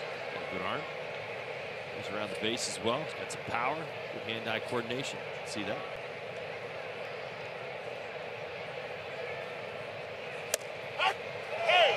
That is strike 3. Mike Winters rings him up. Ruiz caught looking.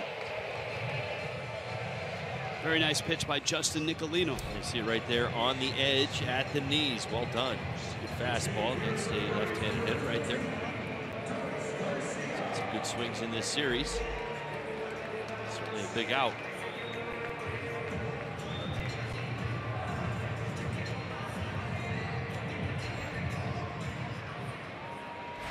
So Garcia climbs in. R.A. Dickey gone.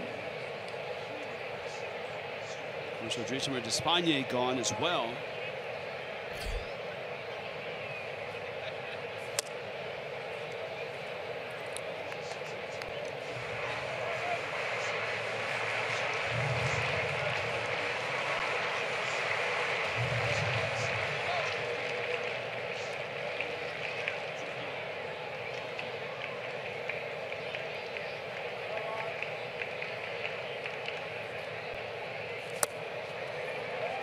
Chases.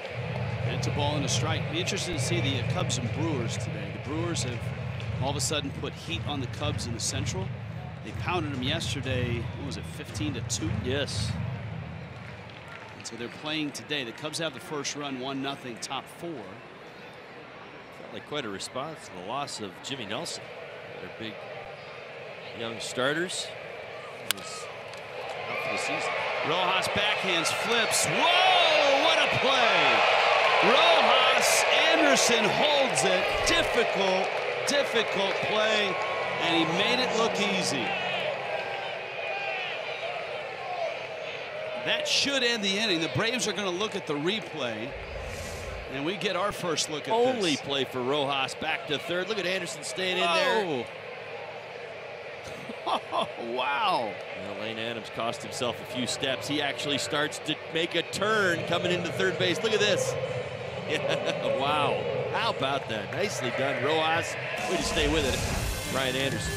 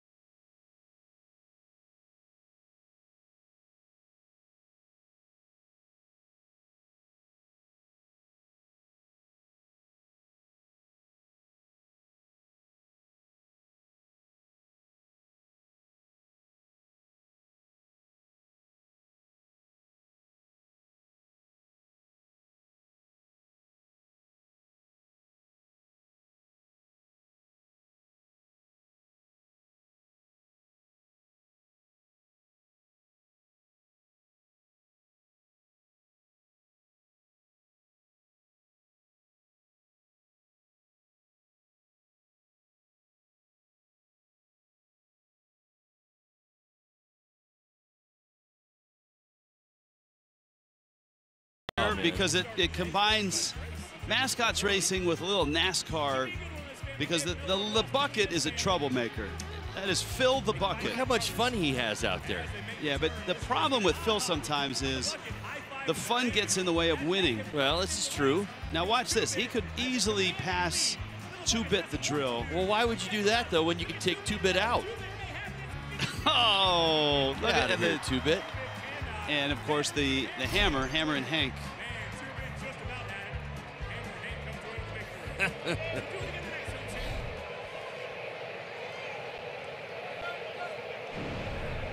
Dan Winkler takes over for R.A. Dickey.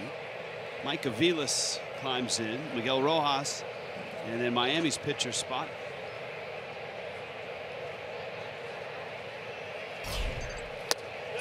Who's thrown the ball very well for the Braves this season. Small sample size of work. Marlins saw him a couple of days ago. Had a walk and a strikeout in 1 inning.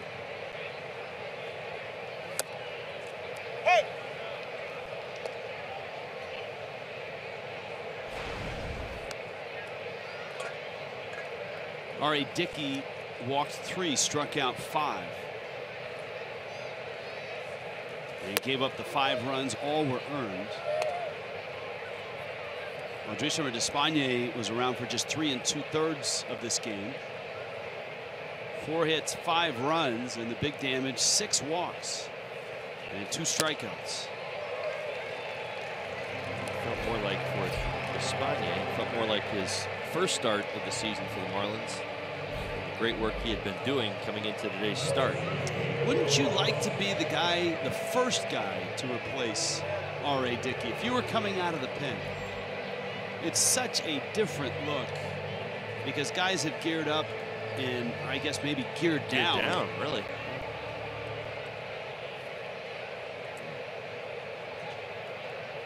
Very interesting. You saw what Winkler did to Aviles. Let's see if he does it similarly. All right, he went back to the slider there, but he went in on Aviles and then went away, which would be my guess as to what you'd look for with a knuckleball after seeing a knuckleball.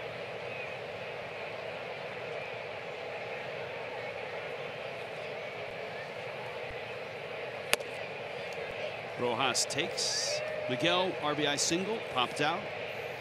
Most of the hits are at the top of the order. Most of the walks have been drawn by the bottom of the order.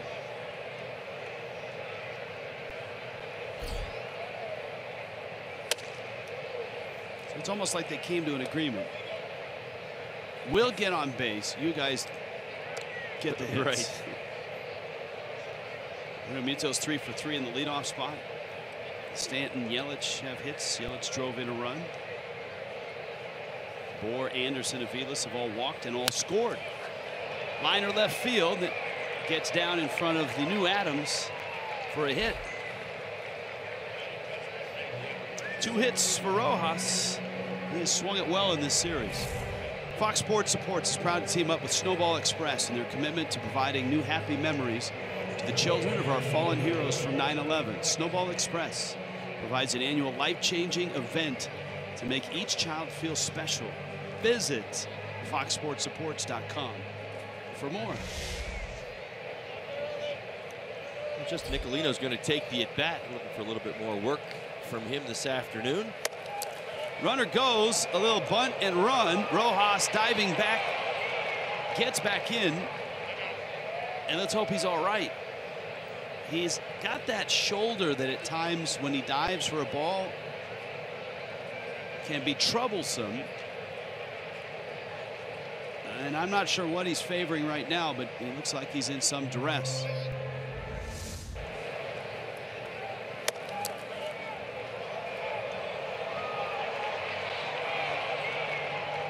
See it right there. Commits to getting back to first base. Head first slide back in. Sticks a little bit on that left shoulder, it looks like, as he's now dragging it across the dirt.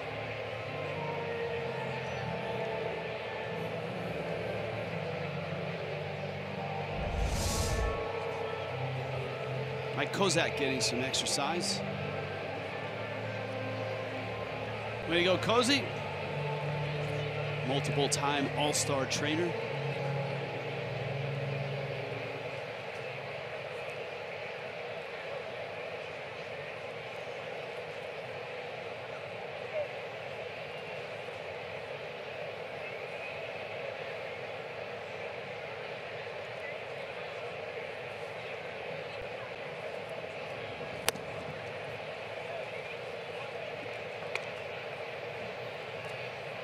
It counts 2-0.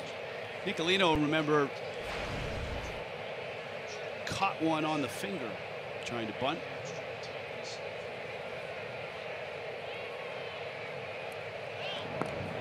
That's you got to be careful now if you're diving back to first base while taking the lead. You just hurt that. It appears to be left shoulder again.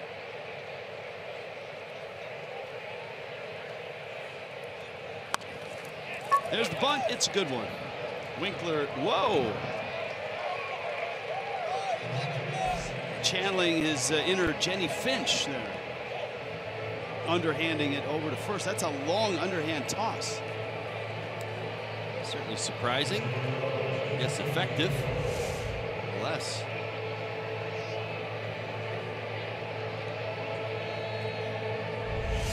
Wonder, be surprised the number of pitchers who don't like to throw the bases.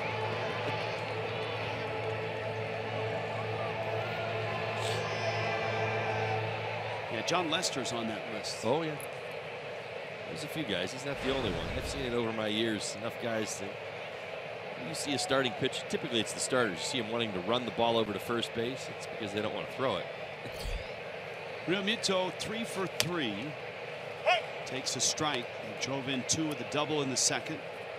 24 doubles now for JT.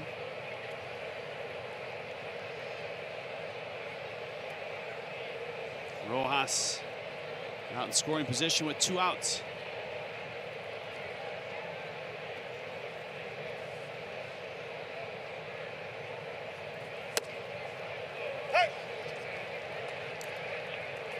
That has been the plan of attack for Winkler today, particularly against the righties. Fastballs in, sliders away.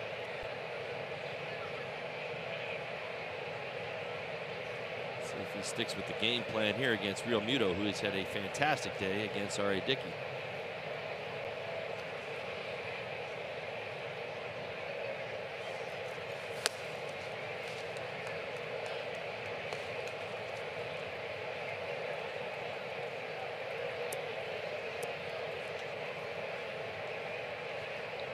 You know, along with Milwaukee making that charge at Chicago, St. Louis has been right there as well. Both those teams are 3 out. And St. Louis leads Pittsburgh 5-0 in the 5th. Milwaukee's tied that game at Wrigley 1-1. Rockies in Los Angeles tonight. Dodgers continue their September tailspin. Though it's not going to hurt them in the standings, you would expect, unless. Well, look, if you do the math, they're 92-50. Their lead is down to 10 games. There's the Central race. JT fouls it off. So the Dodgers have lost 9 straight. Cleveland, remember, is still winning, and they'll have to wait till tonight to win again, or at least try to. They play the Sunday night game in Cleveland against Baltimore. They've won 17 straight. Arizona's slumping now. They've lost 2 straight after, what was it, 13 in a row. Colorado's won 3 straight. So they're hanging in there. JT, he hits a high fly ball to right, and Markakis battling the win makes a catch. 5-5 ball game, bottom 6 in Atlanta.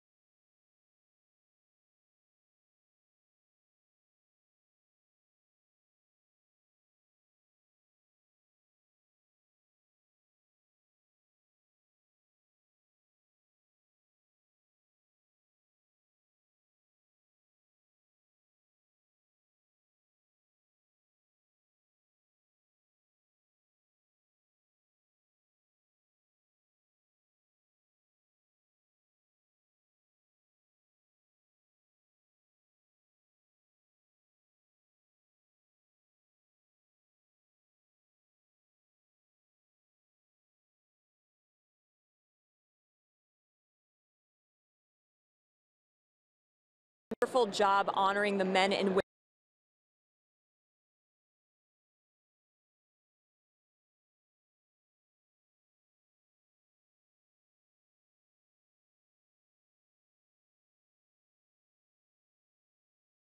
Such a wonderful job honoring the men and women that serve our country, and the Braves are no different. Here in Section 107 at SunTrust Park, they have a seat that they leave empty to represent the more than 92,000 American soldiers who have been unaccounted for since World War I. Guys, what a beautiful way to honor the brave men and women who have paid the ultimate sacrifice to protect our freedoms.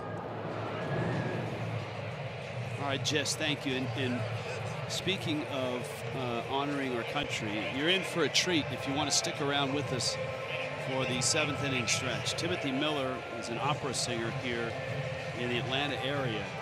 And when he sings God Bless America, this place just falls apart. So that's coming up in the 7th inning stretch, which is between the top and the bottom.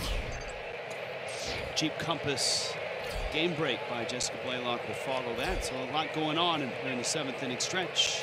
Nicolino catches the outside part. Ender Inciarte is 1 for 3. Nicolino entered the ball game in the 4th, cleaned up the 4th, got that last out. And he's rolling here in the 6th. Aviles gets Inciarte. And so with 1 out, Ozzie Albies comes to the plate. It feels odd at times during this telecast to be calling a baseball game while at the same time keeping our eyes on the television inside the booth that's got all the updates coming from the state of Florida. We sure hope that you are safe. And if you're watching and listening to the ball game, that you stay safe and have taken every precaution. You've got your family out of harm's way and you're able to get through it. Be careful afterwards as well when you go outside. And we just keep hoping and praying that everybody in the state of Florida is able to pull through.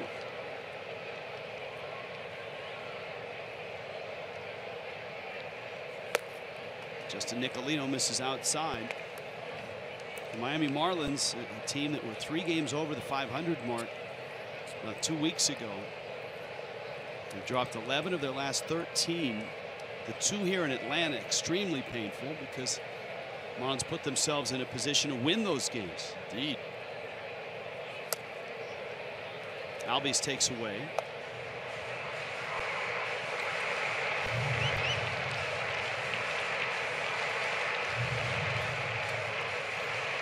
Nicolino is going to be tested through the middle of this Braves lineup here in the 6th. They like to put Albies down if he can get back into this count. Freddie Freeman and Markakis wait on deck. I told you about those reverse splits for Nicolino.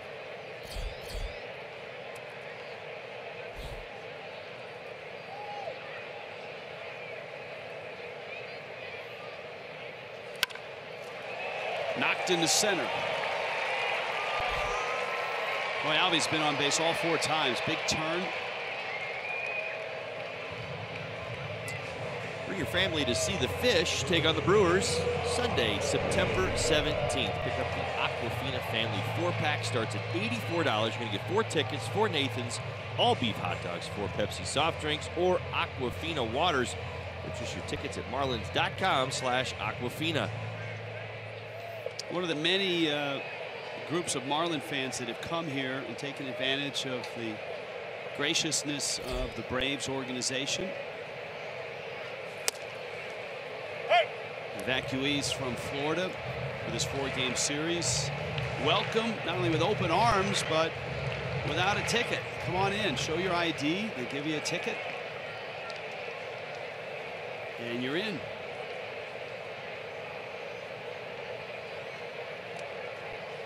And Atlanta is expecting in a couple of days, maybe as early as late tomorrow, to get a lot of rain.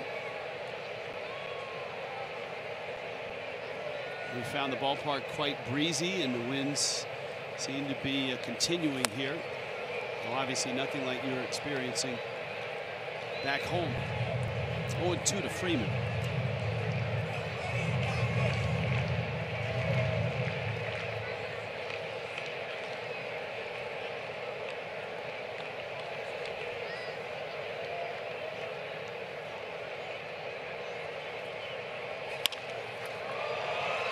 Aviles, little flip, Rojas, the turn.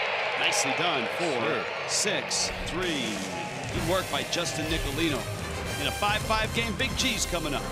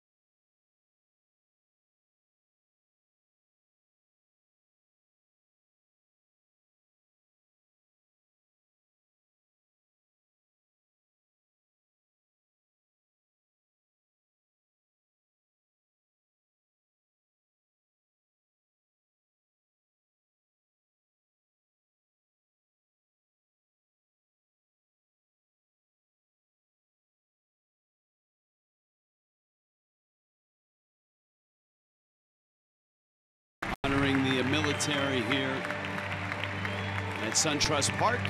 Again, Rich Waltz, Todd Hollinsworth, Jessica Blaylock. Stick around. The 7th inning stretch is coming up. We'll have God Bless America, is performed by one of our favorites around baseball. That is Timothy Miller. And Jessica Blaylock will have the Jeep Compass. Game break.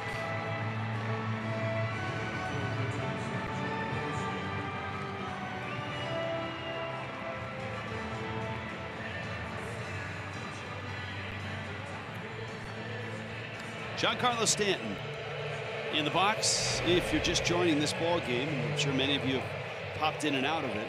Stanton is 1 for 3. He hit his 54th homer yesterday. A mammoth blast, 456 feet. His first AB against Dan Winkler today. He stays away, and that's been a pattern for a lot of pitchers over the last 2 weeks. Away, away, away. That was right down the lane that Stanton has been driving all season long. That's what Winkler has been doing. You've seen fastballs and 2-seamers on the inside part of the plate to the right-handed hitters. That slider away. His sequencing. There's your slider away. Stanton lined a single to right in that last inning of R.A. Dickey in the 5th.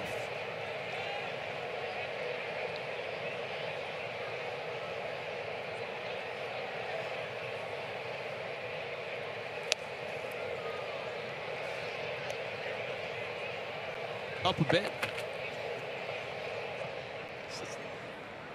Just a bit high. Good for Stanton.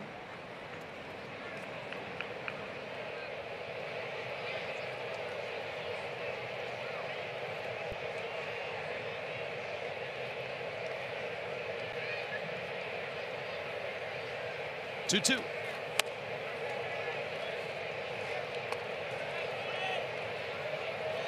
All right, does he go away, or does he bring that fastball back in that inside lane? I don't think he wants to find out how far Stanton can hit a baseball this afternoon, so I'm guessing he's going to go away. Yeah, there he goes. That's right down the middle. Stanton caught looking.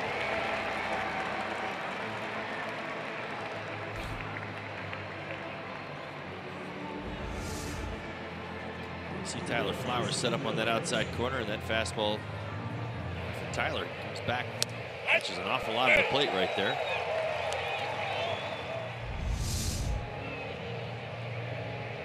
Brian Snitker going to take the ball with Yelich coming up. Braves go to their pen. They'll bring a lefty in. And that allows us to take a Florida lottery called to the bullpen in a 5-5 game.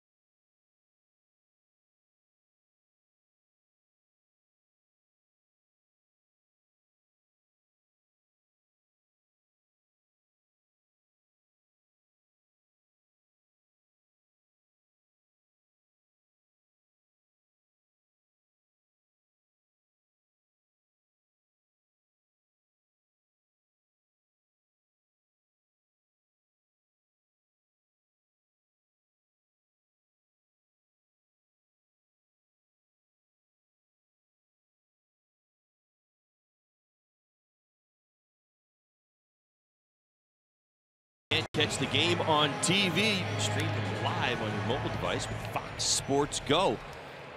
Take the app with you. Fox Sports Florida, Marlins baseball with you wherever you go. Right now, this game in the 7th. Christian Yelich against A.J. Minter. A.J. good arm, fastball cutter. That's the arsenal. Yelich rolls one right side. Albies had it for a moment, kicks it, and Yelich going to get another hit. Now I say that with a bit of trepidation. We've been burned by this a few times this series. He was, look. What are you selling me on here? As a former member of the Middle Infielders Club. Hey, listen, man, I'm all about them getting hits. You know I am too. I told you. Christian should have got a double last time, but nobody's listening to me. Guy's on the run. His angle is taking him to the foul pole. Oh, oh, E4. I told you. Rough crowd. It is a rough crowd. Wow. Right now, you and I have Christian Yelich 2 for 4 on the game with a RBI double, and the official box score has him 1 for 4 with a single and an RBI. Well, with the new modern day Major League Baseball, you can appeal that. New York will take a look and render a decision in a day. Some guys have to go through a long at bat to get a hit. In that case, all you need is an email. And that's how it arrives. I think the subject line is, Christian Yelich, here's your hit. Open the attachment. That would be good. And your batting average goes up a point. That would be a great email. Tyler Moore sends Freddie Gonzalez backpedaling. All right, are you even going to, I got to erase it in my book because I had base hit. I told you I had to change the double. Yelich another double. I mean, I went on a whole rant. Yeah, that was the ball in the Only gap. for you to look at me and look and go, he got a hit. He didn't get a double. Sorry. I was just bringing you the news. That's right.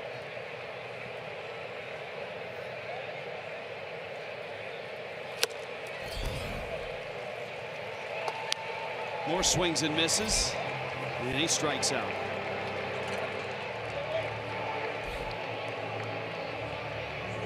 So with 2 outs, Justin Bour's up. Bour gets to face the lefty here. JB has lined out, struck out, walked, and scored.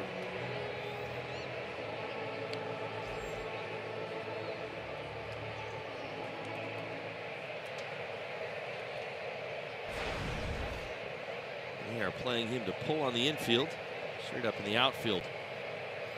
This is his first at bat post R.A. Dickey.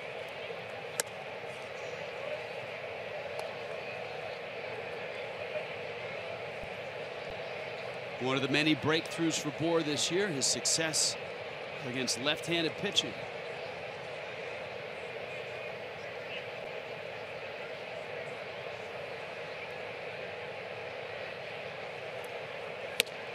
.323 versus the lefties this year.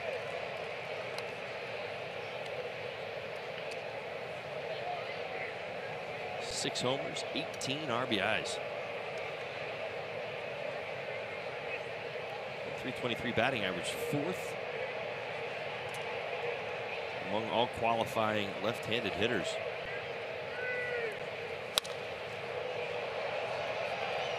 Bour into right center. Inciarte and Markakis.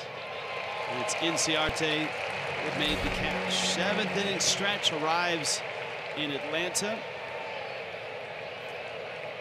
He is one of our favorites, and you can go across ballparks in the National American League and you find things that you really like in each ballpark. And this is one of our favorite things in Atlanta. If you're lucky enough to be here on a holiday or on a Sunday, Timothy Miller. While the storm and clouds his God gather Bless America. Far across the sea, let us swear allegiance to a land that's free. Let us all be grateful for a land so fair, as we raise our voices in a solemn prayer. God bless America, land that I love. Stand beside her and guide her through the night with a light from above. From the mountains to the prairies to the oceans white with foam. God bless America, my home, sweet home. God bless America, my home, sweet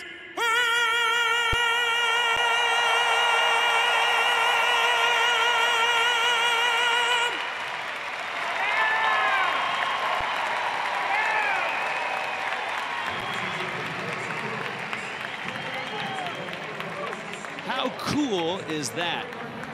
Well done. Let's head down to the field now. Jessica Blaylock and the Jeep Compass game break.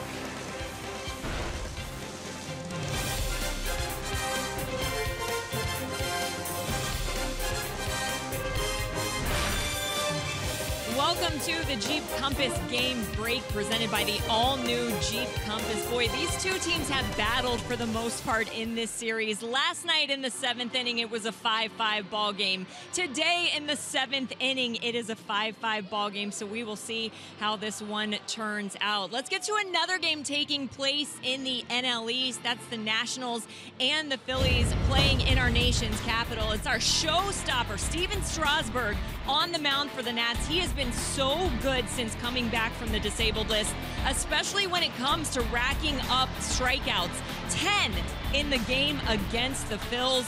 If the Nationals win and the Marlins lose, the Nats will clinch the NL East. They have been in control of the division all season long, and that has not stopped yet. Back to this game today. What a day at the plate for JT Realmuto. He is in the leadoff spot with D. Gordon getting the day off, and he has handled the knuckleball just fine. In his first at-bat in the ball game against R.A. Dickey, JT would end up getting a hit. That would be a single. That was his first hit of the ball game. And then he decided that he wasn't done yet. He followed that up with a double in the second inning that drove in 2 runs. And then in the top of the 5th, his 3rd hit of the day. Again, he has handled that knuckleball with no problem. Good to see him be productive at the plate today. I'm sure it helped being able to play first base the other day. It seems when JT gets a little bit of a break playing first base, he follows that up with a great offensive performance, and we're seeing that from him today. We'll get you back to the guys in the booth in just a moment after these messages from the all-new Jeep Game See it Compass. all with the all-new 2017 Jeep Compass. Well-qualified lessees of competitive vehicles get a low-mileage lease on the all-new 2017 Jeep Compass for $149 a month. All right, thank you, Jess. Justin Nicolino back to work. Breaking ball. Nick Markakis takes. Nicolino thrust into the spotlight. And Odrisamer Despaigne could not get out of the 4th inning. Nicolino finished the 4th, pitched the 5th, pitched the 6th. Outstanding stuff from Nicolino this afternoon. He's coming and done a very, very nice job. 2 or 3rd innings, a couple of hits so far.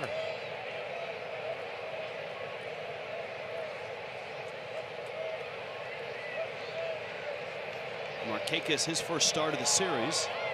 He's lined out twice and walked. Good pitch right in on his hands. Rojas out, Yelich in, and Yelich makes the catch. So Nicolino just keeps rolling here. He gets Markakis, Flowers, and Lane Adams are also scheduled in this inning. Here's your Braves box score. Ozzie Albies has been a pain. He's walked twice as well as going 2 for 2. The big hits, Tyler Flowers 2-run single, Johan Camargo 2-run single.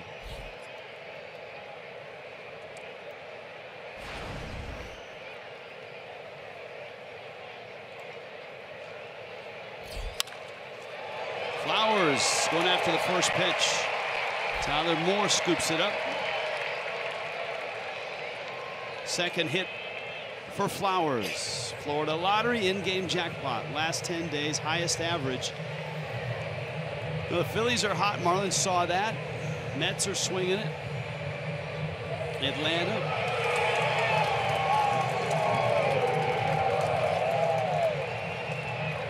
It's also played into some of the issues the Marlins have run into in this series. Late offense for the Braves. Put together some of their best at bats. Don Mattingly is going to make a double switch here. You got the right-handed bat in Adams coming up. And Mattingly making his way out to the mound. Ichiro, ladies and gentlemen, please welcome him to the show. The Florida Lottery presents this call to the bullpen.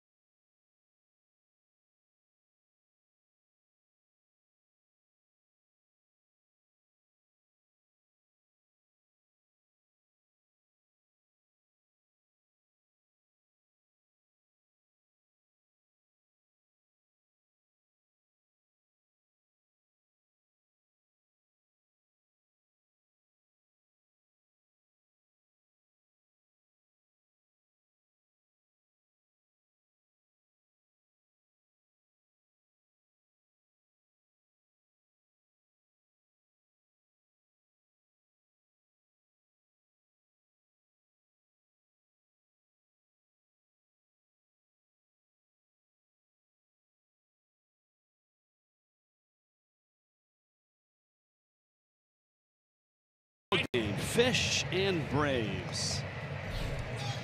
And the Marlins hand the baseball to Junichi Tazawa. This is a day where Don Mattingly's options are limited down in the bullpen. He needs a guy like Tazawa to really step up. And he walks into a 5-5 game with a runner at first. And Lane Adams at the plate. Matt Adams, a strained hamstring.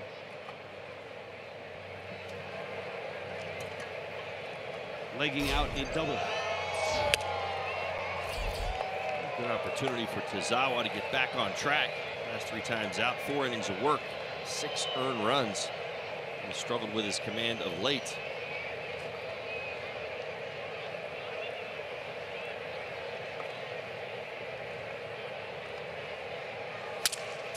Busted bat.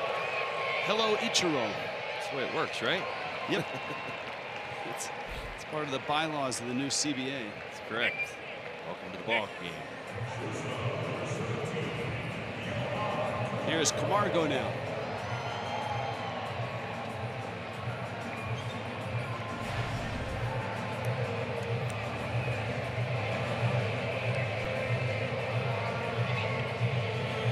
The switch puts Ichiro in the 9 spot.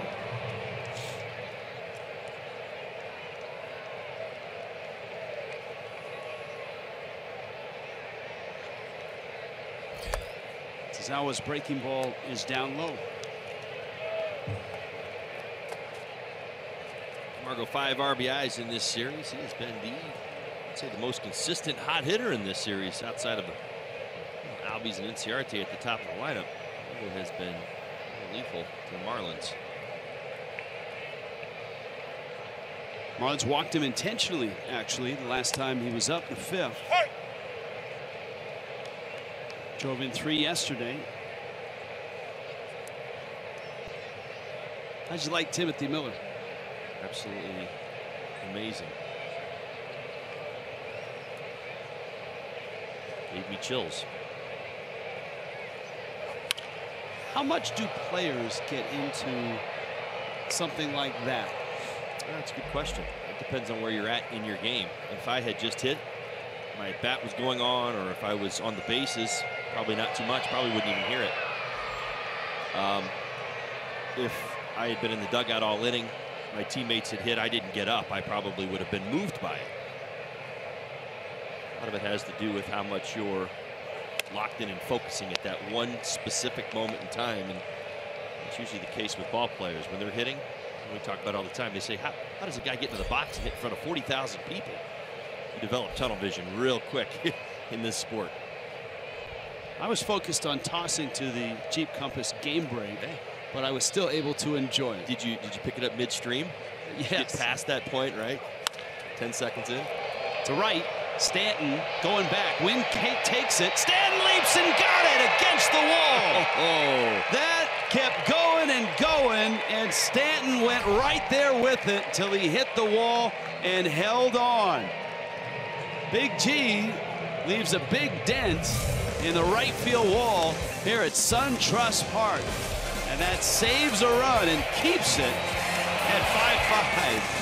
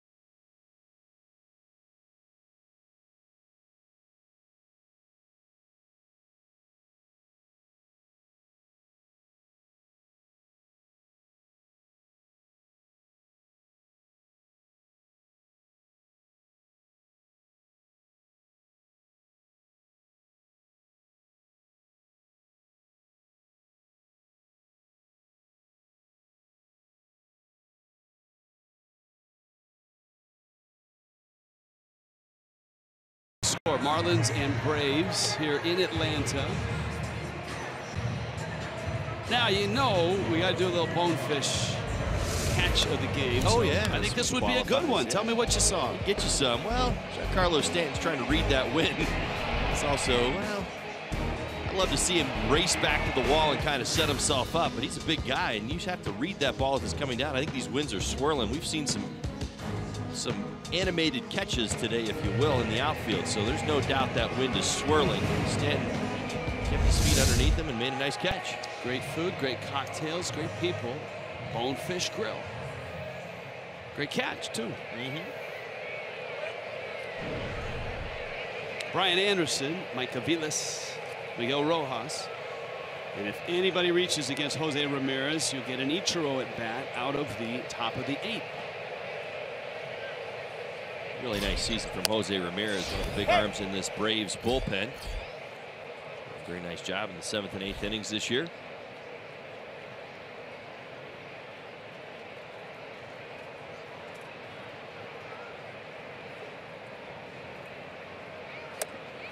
D. Gordon has emerged on deck. And so it looks like he's going to hit for Aviles here.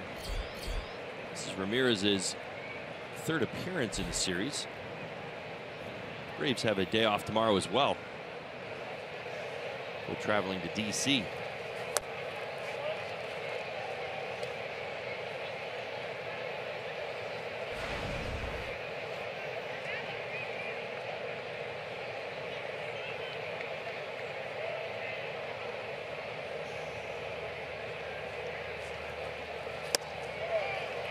And Ramirez strikes out Anderson. There's his changeup right there. Ramirez has been locked in. He's gone 9 consecutive appearances without giving up an earned run.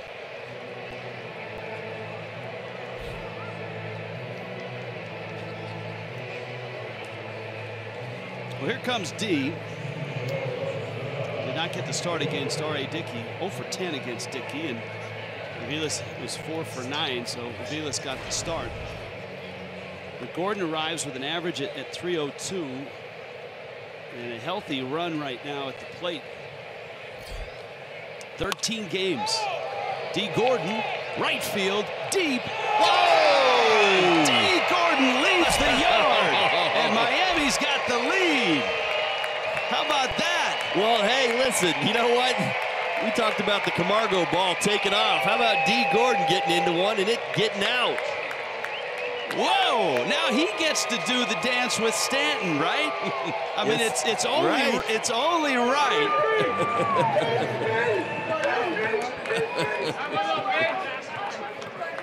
Let's see if Stanton's waiting for him. Yep. There he is. Oh, wow. That wasn't one that just snuck over the wall. That was a bolt. Sure was. Just like nothing. He's been watching the ball game for a couple hours. Puts his helmet on. He avoided R.A. Dickey. Grabs the bat.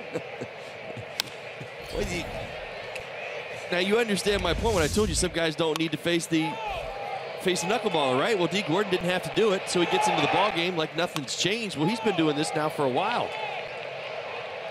Great swing.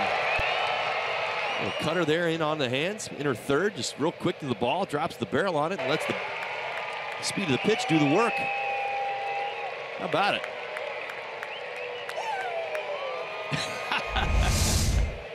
I think both of our eyes just got bigger as that ball kept going. It was like, wait a minute, that thing's still going. Yeah, wait a minute, that's D. Gordon. Oh, Rojas gets hit by a fastball.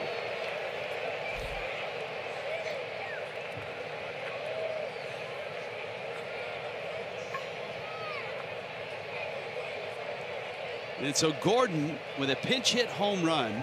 His hit streak, by the way, is now at 14 games. I had so many things going through my mind right there when it comes to D. You know, you have the pinch hit appearance, you had the hitting streak, and I thought about that. I mean, of course, that's more of an individual thing, not a collect. Listen, Don Mattingly wants to win baseball games, and some managers manage certain ways, certain styles, and this isn't Don Mattingly at all. But right, so you've got a player who's swinging the bat. He's got this impressive hitting streak going on, right? It's in double digits, and, well, he doesn't get the start against R.A. Dickey for obvious reasons. He's 0 for against him, right? So you say, well, he's probably going to get a pinch hit appearance at some point today. Well, hey, listen, that hit streak becomes vulnerable then, doesn't it? Well, it's at 14, and it's healthy, and it will travel with the Marlins in their big, happy plane. Get this thing finished. With all the friends and family along to Philadelphia. That might be the hardest ball he's hit in the streak. Yeah, that was scorched. It's a rocket.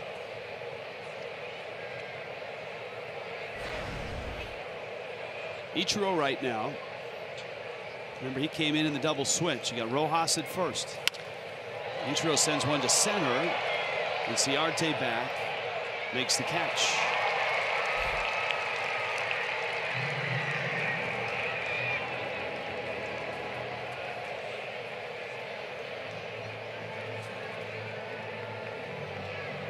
So 6-5 Miami. This is going to be a real Muto at bat now.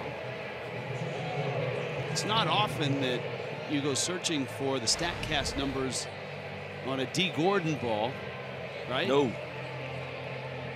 That's 364 feet, 101 miles an hour off the bat. Good to see. And it got out in 4.1 seconds.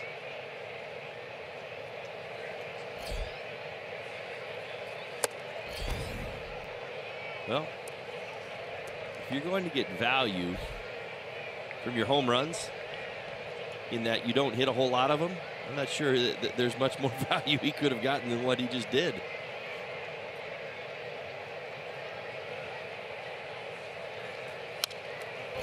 JT fouls it back. Realmuto 3 for 4 in this one. 2-run double, couple singles.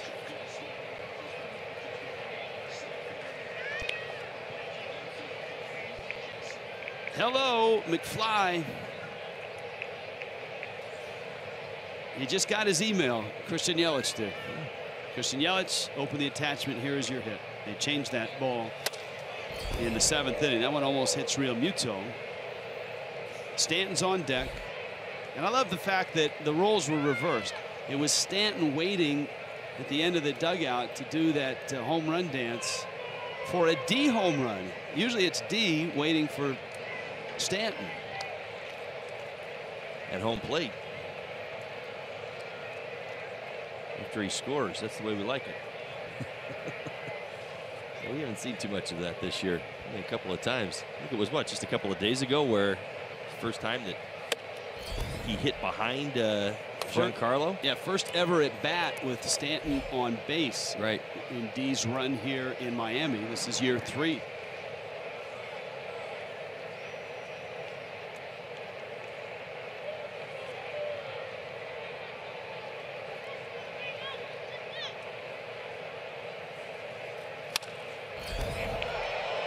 JT sends that one out to left center. Adams, look how far that ball carried.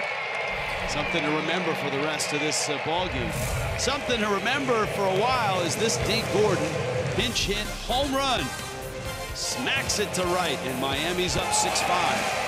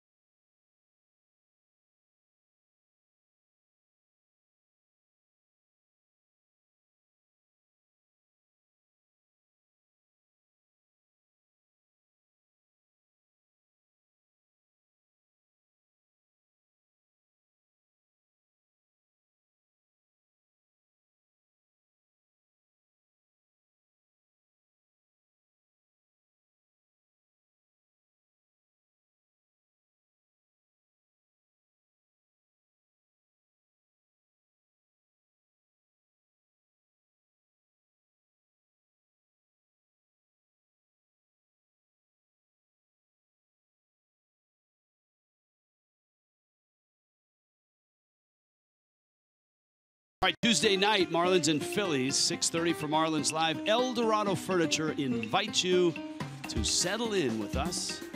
And Dylan Peters makes his third Major League start. Nick Pivetta, the hard-throwing Canadian. That is Tuesday, Marlins and Phillies.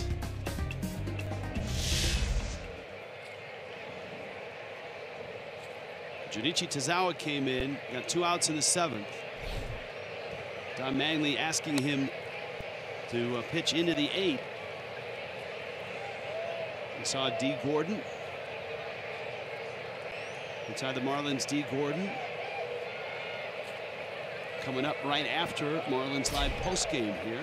Its debut on this Sunday. It's a really good lead-in, isn't it? To come up and hit a pinch hit home run the day your show debuts. Love it. Well done.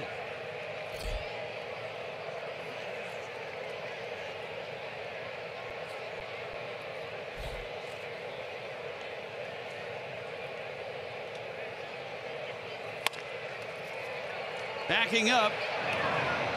Bohr gets it and flips to Tazawa to get the out. Ruiz is out number 1.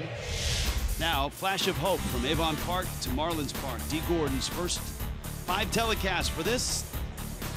Of course, it debuts after Marlins Live today. And then Tuesday, Wednesday, Thursday, and Saturday, 10:30 each. Here on Fox Sports Florida. Tazawa's got 3 outs in the 3 that he's faced. He's going to face Jace Peterson here.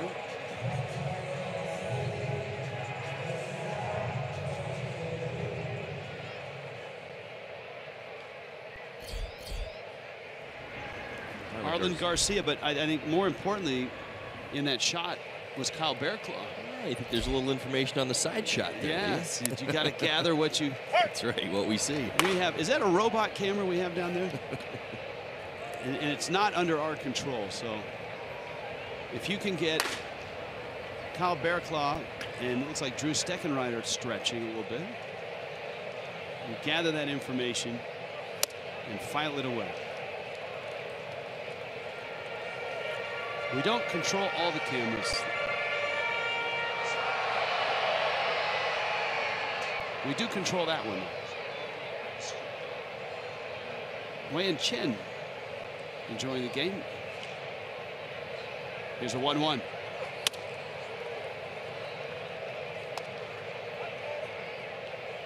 Peterson, you get top of the order. Ender Inciarte following him.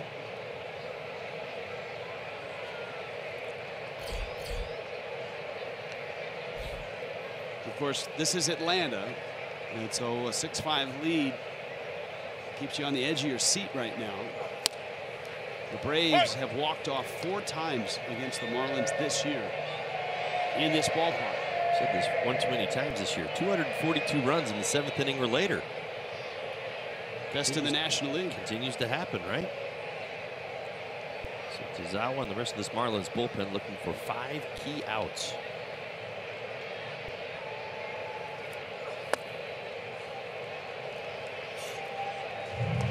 Combination of not having a day off in a long time. Tomorrow's the first, and in this series having to use a lot of relievers has left Don Mattingly a bit limited with his reliever menu for the day. Good fastball. Tazawa pounces, fires the first in time to get the speedy Peterson. So 2 outs here, the 8th. MLB.TV every night, every device. Watch every out-of-market regular season game live, plus get a free subscription to At Bat Premium, the #1 app for live baseball. Blackout and other restrictions apply. Visit MLB.TV for details.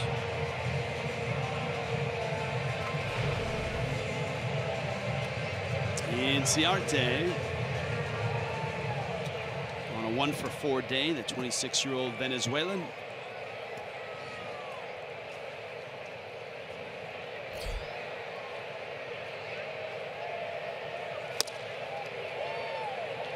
A nice off-speed pitch. That almost looked straight change-like. It did. Didn't have any downward action typically associated with that split finger fastball. He didn't really throw a straight change unless he started messing around on the arsenal, which is always a possibility.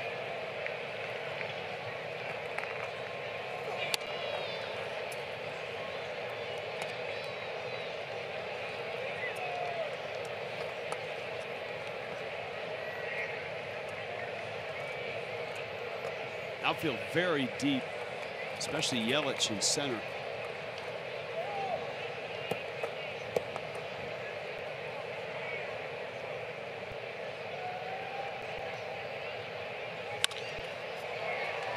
D. Gordon gathers. How about Junichi Tazawa retires all 5 that he faces. And Miami heads to the 9th, up 6-5.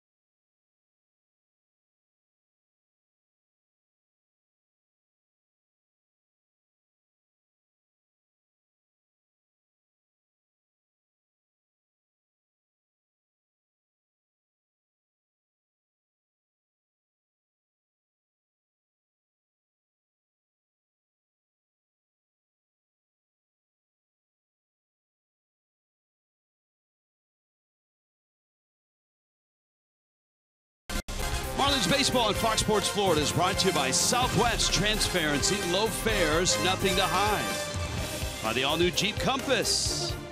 And by your South Florida Honda dealers. Hurry into the Celebration sales event today. In Atlanta, 6-5 ball game. A D. Gordon pinch hit home run is the difference. Giancarlo Stanton. Christian Yelich. And in the pitcher spot for Miami in the 9th, Matt Whistler is the 4th out of the pen for the Braves.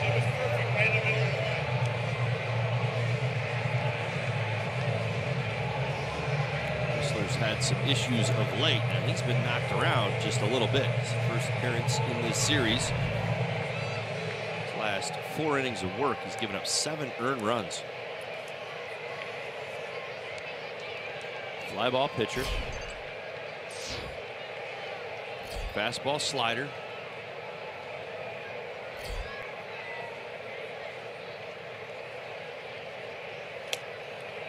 Breaking ball up and in. And it's 1-0. Stan called out on strikes his last time up. He's 1 for 4 on the day. 3 for 13 in the series. With a home run and kind of a half-hearted check swing there. Count 1 ball, 1 strike.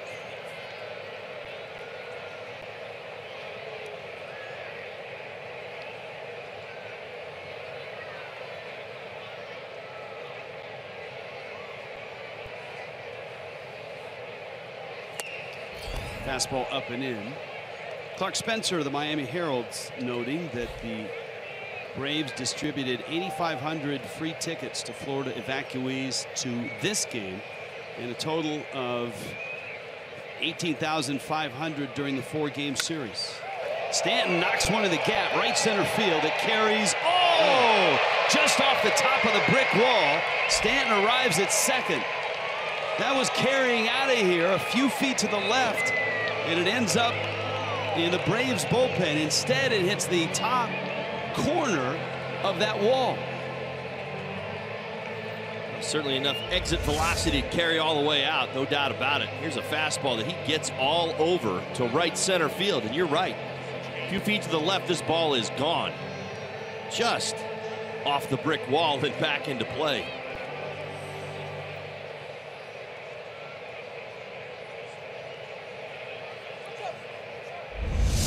Good sign, though. Ball driven to right center and driven hard. 2 base hits to the right side today. 29 doubles for Stanton. Yelich with 2 hits today.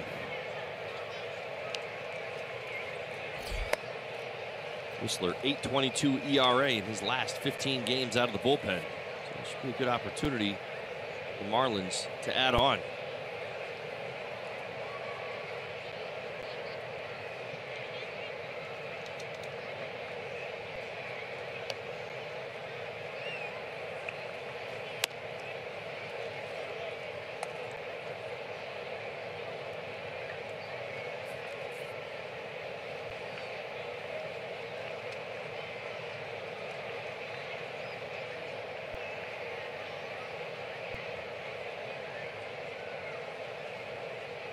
Stanton at second.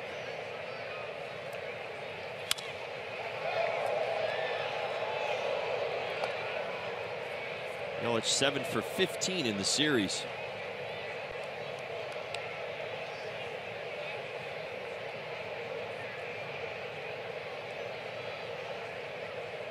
Walked 4 times. Has 3 doubles. 4 doubles. Ha. Well, we got him a base hit. We can work on that next. And what Todd is referring to in the 5th, Yelich hit a ball in the gap in left center with Stanton at first base, Realmuto at second. Realmuto scored. Stanton racing for third. Inciarte, the center fielder, was over in the gap and came up with the ball and fired at third, thinking he could get Stanton. Yelich arrived at second Without stopping. Without stopping.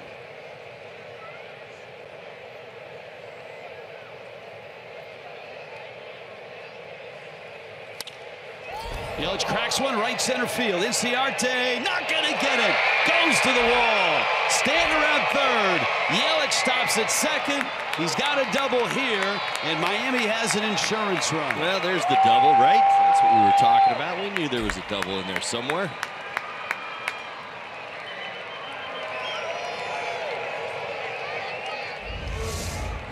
Boy, he's really jumping in the outfield right now. Last few innings, Christian Yelich all over this. You see the reaction from Whistler. That's a rocket off the bat. Inciarte, we've seen him rob Yelich, I don't know how, what, 3 times in this series? He's been lining out there. Well, not this time.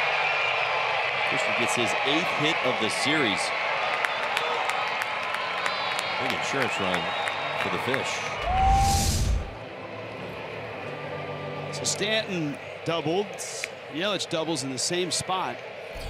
And Marcell Ozuna is going to come off the bench and get the pinch hit appearance.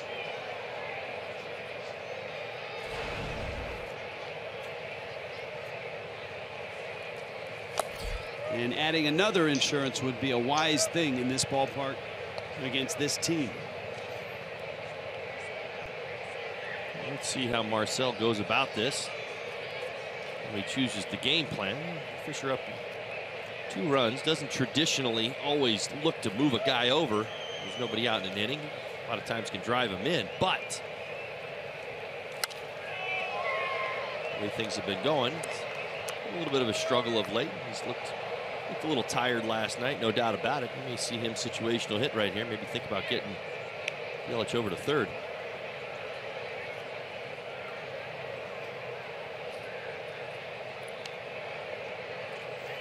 The Nationals have finished off the Phillies 3-2. And I know it's a foregone conclusion, but as Jessica reported earlier in the show, if the Marlins were to give up this lead and lose this game, the Nationals will have clinched the National League East. Think they're waiting around? No. They have an off day tomorrow. Swing and a miss. I don't know that they've got the bubbly on ice. That's what I mean. The clubhouse is all waiting for.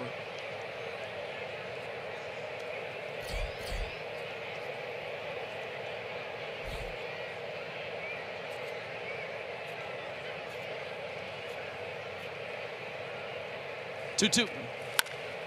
Ozuna rolls one up the middle. Yelich going to get to third as Camargo throws out Marcell Ozuna. Well, from what we've seen of the Nationals, they have to feel pretty good about their postseason hopes. That another great start from Strasburg. You add him to Scherzer. Gio Gonzalez has been incredible this year. You get Bryce Harper back, you hope, in a couple weeks. And then you go from there. Florida Lottery, call to the bullpen. Braves go to the pen again.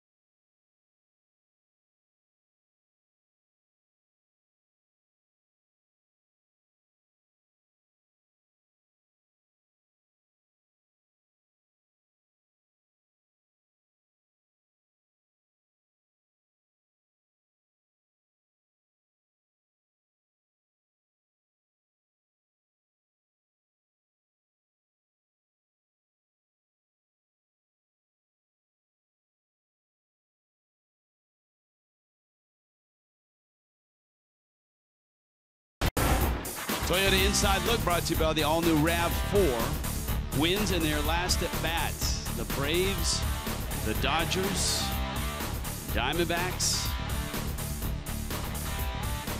And of course, the Braves have done it 4 times against the Marlins. A walk-off walk last night.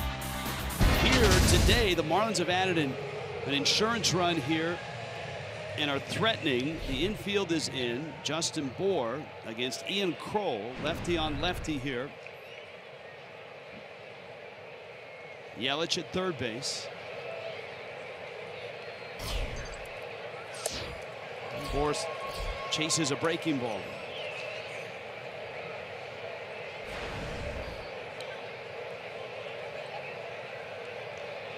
Bour's lined out, flied out. It struck out and walked. Kroll's been fairly good in this situation. He stranded 21 of 27 base runners that he has inherited. Hey.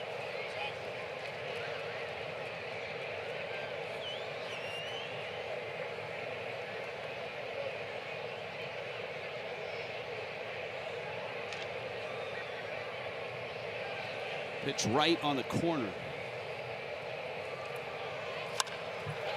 Bour reaches out, strokes it into right, and that should do it. On his way home, Yelich scores. Nicely done by Justin Bour. A little ABC baseball right there. Take that double, get him over, and get him in with a 2-strike deep fly ball to right. Nice job here on the breaking ball. Stays on it long enough and drives it out to right field. Score Christian Yelich rather easily. Add to their lead. 8-5 here in the 9th. Brian Anderson now to the plate. So, a couple insurance runs after the dramatic pinch hit homer by D. Gordon and an 8-5 Miami lead. Anderson at the plate. And he rolls one to third. Ruiz crossed the diamond in time. Well, Miami strikes for 2. Bottom 9 in Atlanta. 8-5. Fish.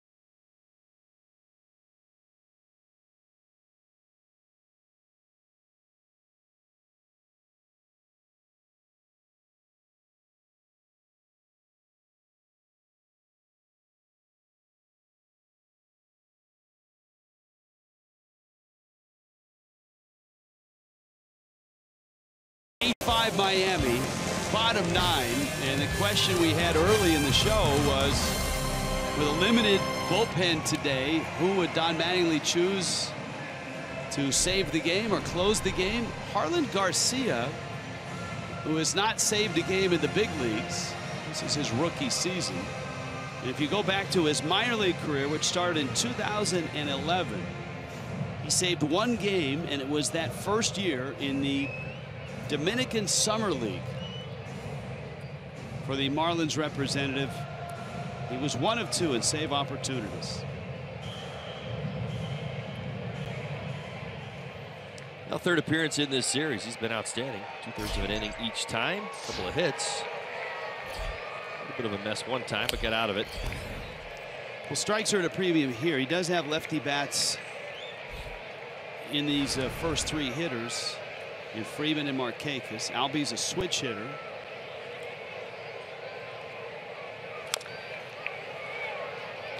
He's holding opponents to a .232 batting average on the season. That's 3rd amongst National League rookies, 10th in MLB. He's had an impressive year. You fortunately can't take your 2 worst appearances and throw them out. Everybody wishes they could. Gave up 9 earned runs in back-to-back appearances, but if you do take those out, he has had a absolutely stellar first year in the big leagues. And he's gone from making the roster to a save opportunity here in September. It's pretty impressive climb.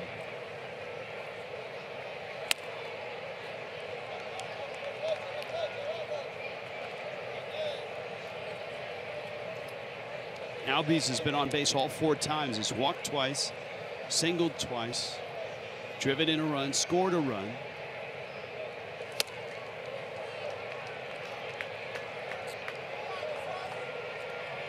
Count 2 balls, 2 strikes. You can't oversell the effort of Justin Nicolino and Junichi Tazawa. 4 to 3rd innings combined of scoreless relief after 3 2/3 from Odrisamer Despagne. Despagne, a short start, gave up 5 runs, but since then, nothing for the Braves.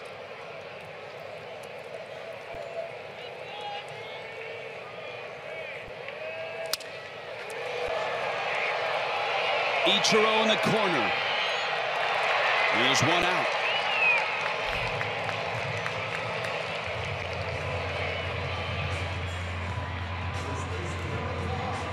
Garcia passes test number 1. Albies on base all day today until that long fly ball was brought in by Ichiro. Get himself a couple of lefties here. 2 best lefties the Braves have to offer in Freeman and Markakis.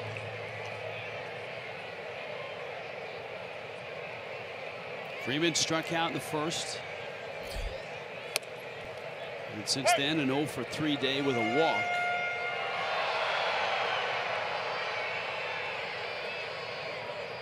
It's one of the bigger at bats for Nick Galino, getting Freeman to bounce into a double play. As Garcia misses.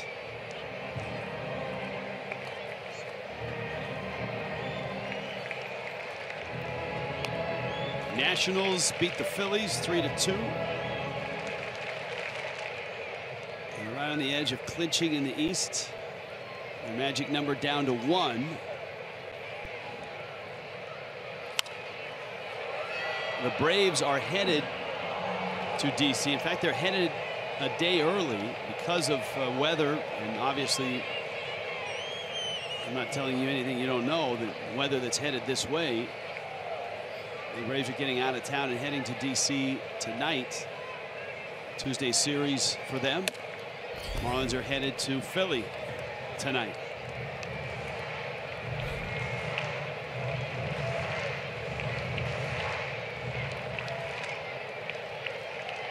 By the way, in that ballgame, Strasburg 8 innings, 10 strikeouts. It's a foul tip. His ERA is down at 2.64. Who's your Cy Young Award winner in the National League? And you got Scherzer. Yeah. That's my guy right now. I think he's. Listen, Strasburg's coming on strong, but dare I say, too little, too late. I know that feels weird to say, but Scherzer's been there beginning to end. I mean, he really has. Time and time again, he's missed, you know what, the thing with the neck. But other than that, you look at his numbers across the board. I mean, it has been as dominant a season as Scherzer's put on the books. Freeman drives one in the gap. Stanton there to cut it off. And a 1-out single. Braves have a runner. And here comes Markakis. And Trey Turner's starting to swing it, which is a great sign for the Nationals. He had 2 hits, a triple, and a home run.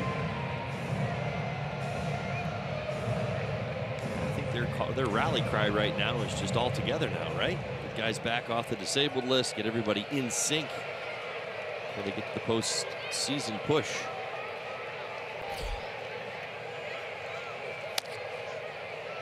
Now Markakis, who's lined out twice, popped out and walked.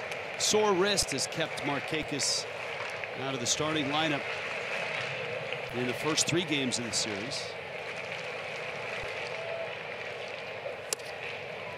Realmuto for a visit. Speaking of rally cries, both Milwaukee and St. Louis may be giving out one of those at the end of the day. Milwaukee 3-1 over the Cubs, bottom 8.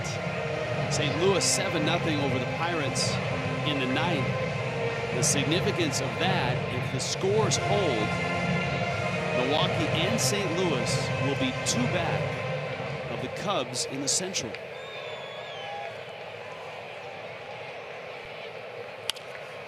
Craig Counsell is going to get Manager of the Year votes, no doubt about that.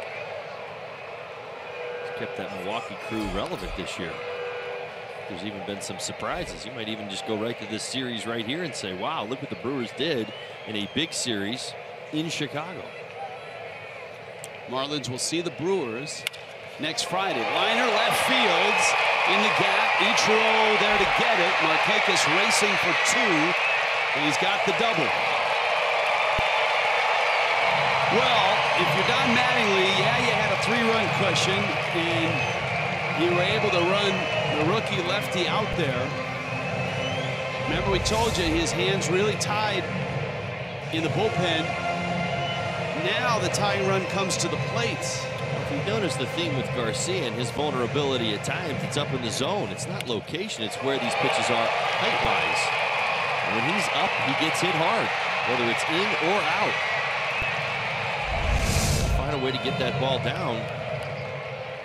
Take some of the sting out of these balls. And here comes Mattingly.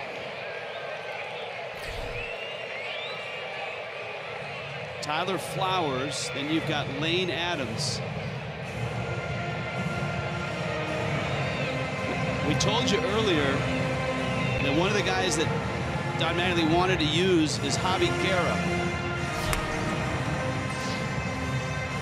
He's without 2 or 3 different closing options today. Guerra is a guy that has closed in the big leagues and has pitched for Mattingly. So Guerra's warming up.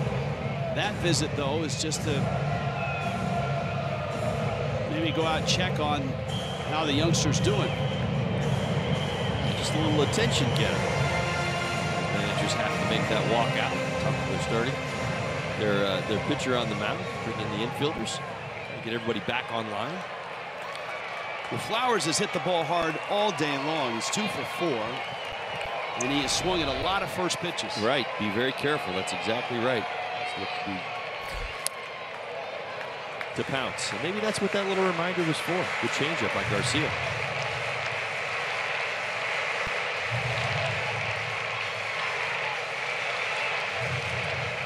Outfield exceptionally deep.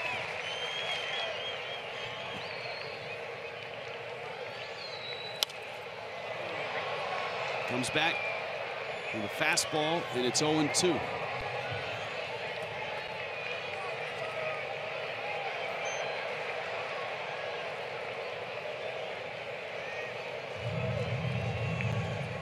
Remember, it's Lane Adams on deck, not Matt Adams.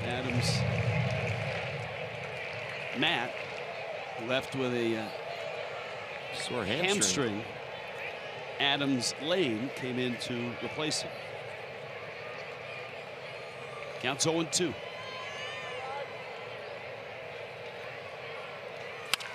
Sharp ground ball. Anderson has it. Looks a runner back at second and fires across to get the out. Braves get a run. Draw within 2. Garcia still out there. He's an out away. It's that important second out.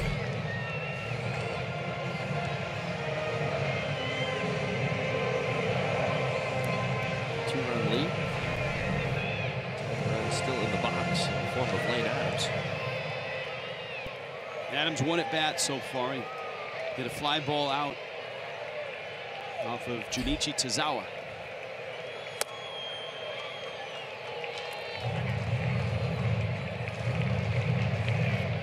Mito trying to help this 24-year-old rookie through this. A little cross-up right there.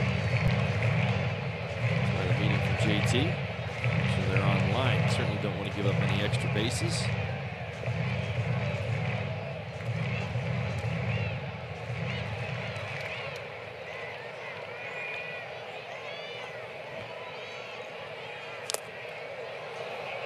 Boy, Hunt, how unlikely would this script be that the Marlins get a big pinch hit home run from D. Gordon, and if he can save it, a save from Harlan Garcia. Feels like there's a lot of firsts in this ball game today, right?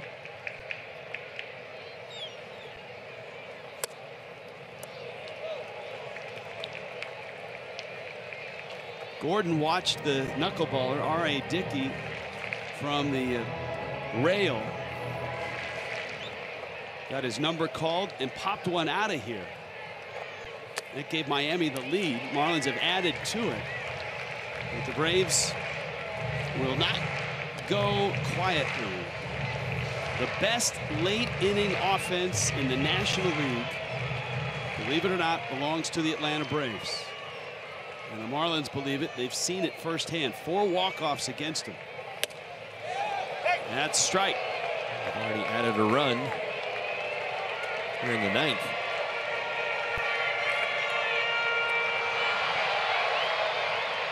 That had plenty of the plate and was well in the strike zone. Full count. 2 down.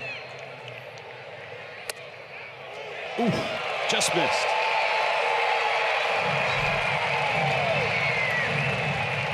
And it did miss in. So here is Camargo. And that's in. Camargo is a switch hitter, and Don Mattingly is going to go get Guerra. So a pitching change here with 2 outs. Javi Guerra ready in the bullpen. On his way out. Another Florida lottery call to the bullpen.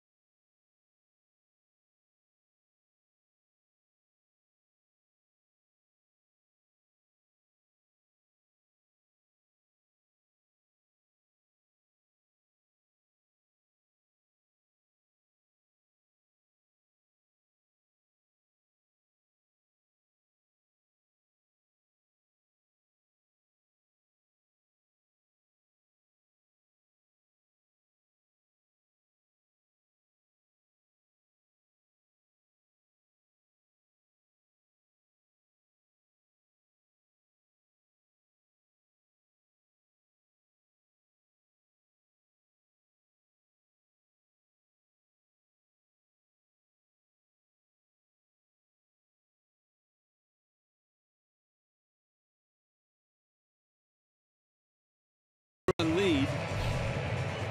We ran through the lineup of the Marlins bullpen and all the issues, both medical and workload. And we told you this might be a possibility. Don Mattingly trying to piece it together at the end. And Javi Guerra, who long ago closed pre-Kenley Jansen for the Los Angeles Dodgers. Right. Bad option. He has been in this situation many times before. Last appeared in a ball game in the National Series. September 4th, pitched a couple of innings, 1 hit, a couple of strikeouts. The fastball. Straight over the top. Bit of deception with his release point. Guerra was a rookie closer on that 2011 Dodgers team. Had 21 saves. He has 30 in his 7 years in the big leagues.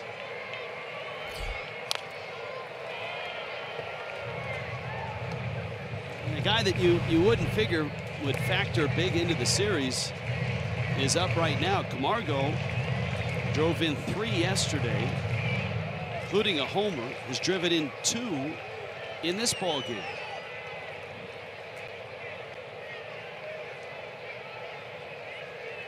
Markakis at second. Lane Adams is at first.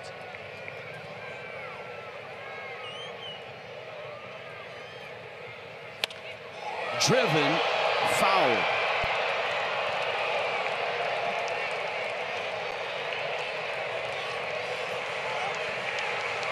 And it's 0-2.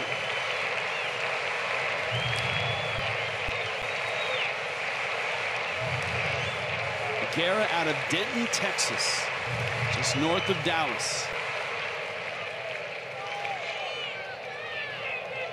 He's 0-2 on Camargo.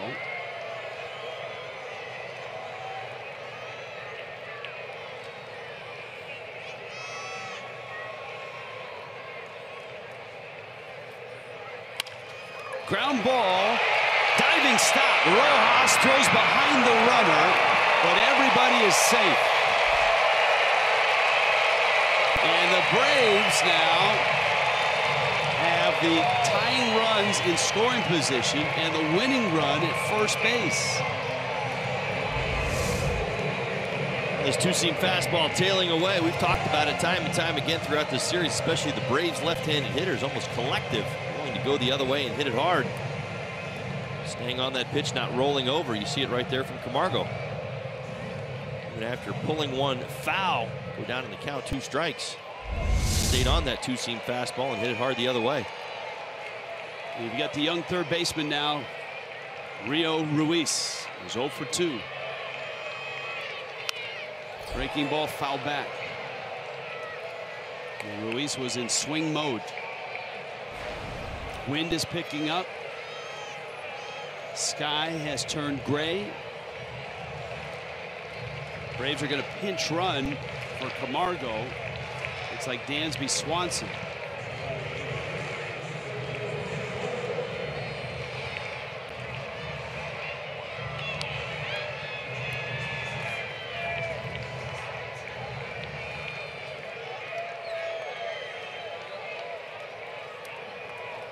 Oh, and 1. Wind is blowing out to right.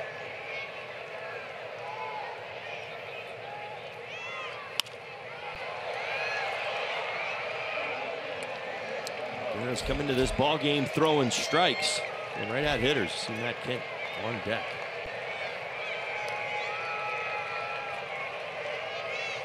Kemp would like a shot. Guerra would like to end it.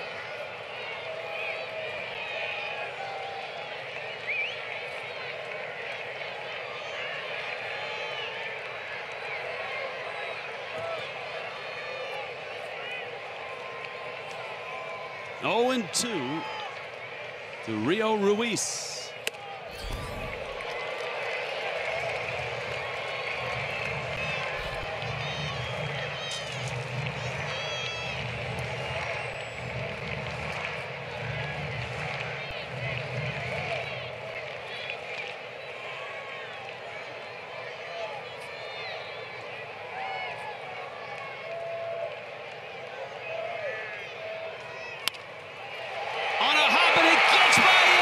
And the Braves have tied it. Unbelievable. Brian Anderson handcuffed. And the goal is a hit. It knocks in 2. And Miami's lead is gone. Well, the tough part about this is that Anderson's not able to keep it on the infield. Let's watch it again. You see it right there, a little bit of an in-between hop. Goes down to a knee to field the ball, and it jumps over his left side. By getting into the outfield, that's going to allow 2 runs to score. This game is now tied. Tough way to go down right there. A couple of strikes in the last 2 hitters. It's a 2-run single. It's a 3-run inning. And it's a big at bat for Matt Kemp now with runners first and second. Swanson is the runner at second.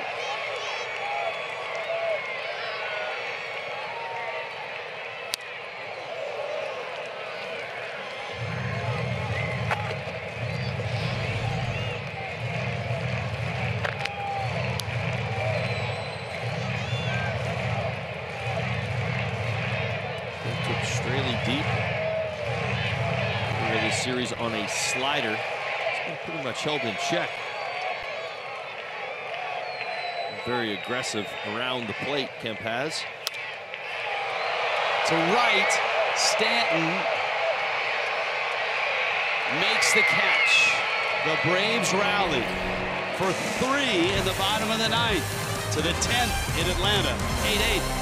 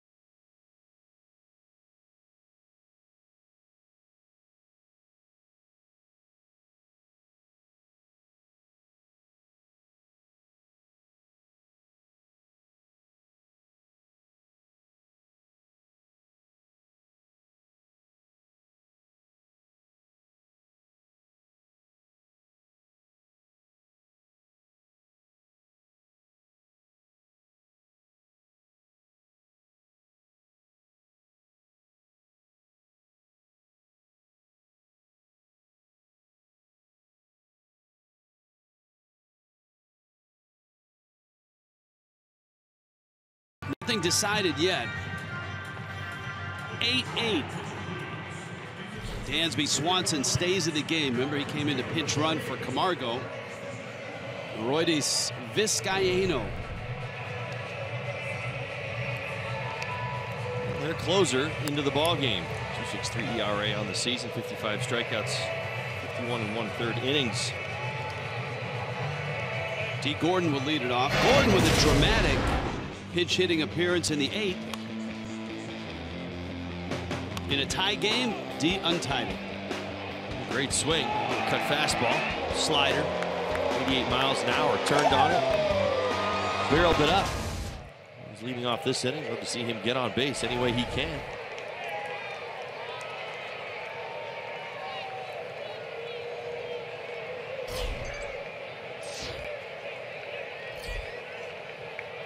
Gordon, Rojas, and Ichiro. D lines one left center. Run down by Lane Adams.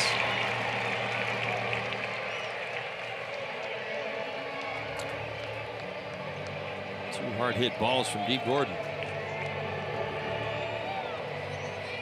Inside the Marlins, D. Gordon. Flash of hope. And it's after Marlins Live postgame. Whenever that may be.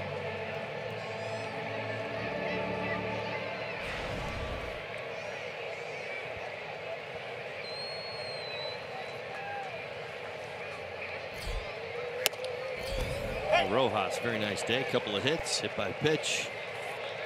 Productive afternoon. When you think about now, if you're Don Mattingly, and we laid this out early in the ball game, what he was up against in terms of his bullpen. No Brian Ellington, no Drew Steckenrider. Both those guys have worked in all 3 games of the series coming into this one. As well, Brad Ziegler's back bothering him. He's out. And apparently Kyle Bearclaw is not available, or was not available in that 9th inning. Bearclaw, of course, last night ended up walking in the winning run. When he walked 3 in the 9th, he came into a tie game in that one. So I'm sure Don Mattingly thrilled what he got from Nicolino and Tazawa as Rojas rolls it out to second. Harlan Garcia came out to pitch the 9th and got a couple of outs, but gave up a run. And then after walking another hitter, Mattingly went to Javi Guerra. So the question is, moving forward, where do you go from here? Well, I think you're going to see Guerra back out.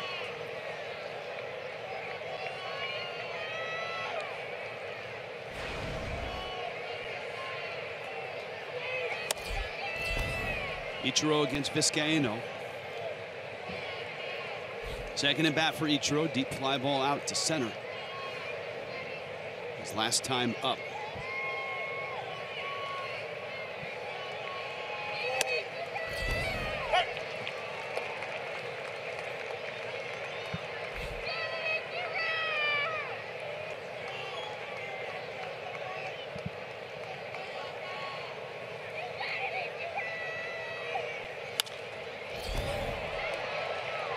Slashes it foul to the left side.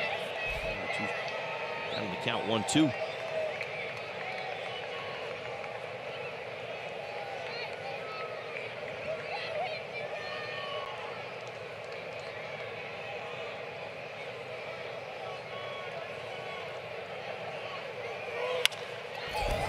Ichiro left field, Lane Adams again, and he makes the catch. And now the Marlins have to prevent the Braves from walking off again.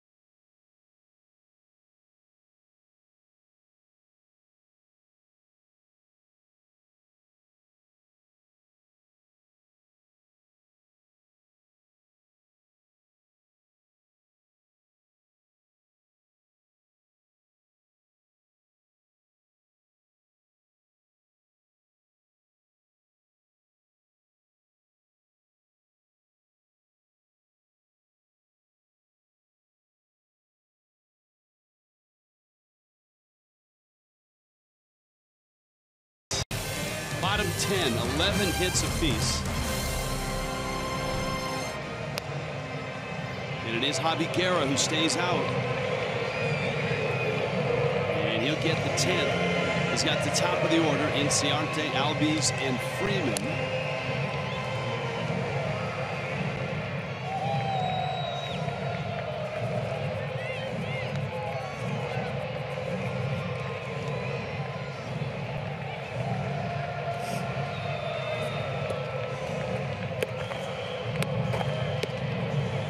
Ciarte singled in the third.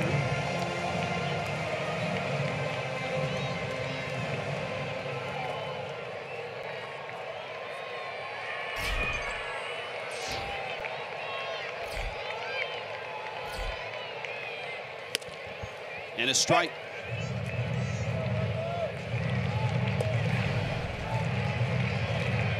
Throughout the series, heck, throughout the year, we've talked about Atlanta and their late inning magic. They've scored more runs than any National League team and any team except for Houston from the 7th inning on. And they rally for 3 in the 9th to make it 8-8. Well, our pinch hitters have been productive this year. In fact, baseball and home runs and RBIs. A lot of good at bats. Bohr gets to the bag. Big first out. The Marlins out here. Now Albies is switch hitting second baseman.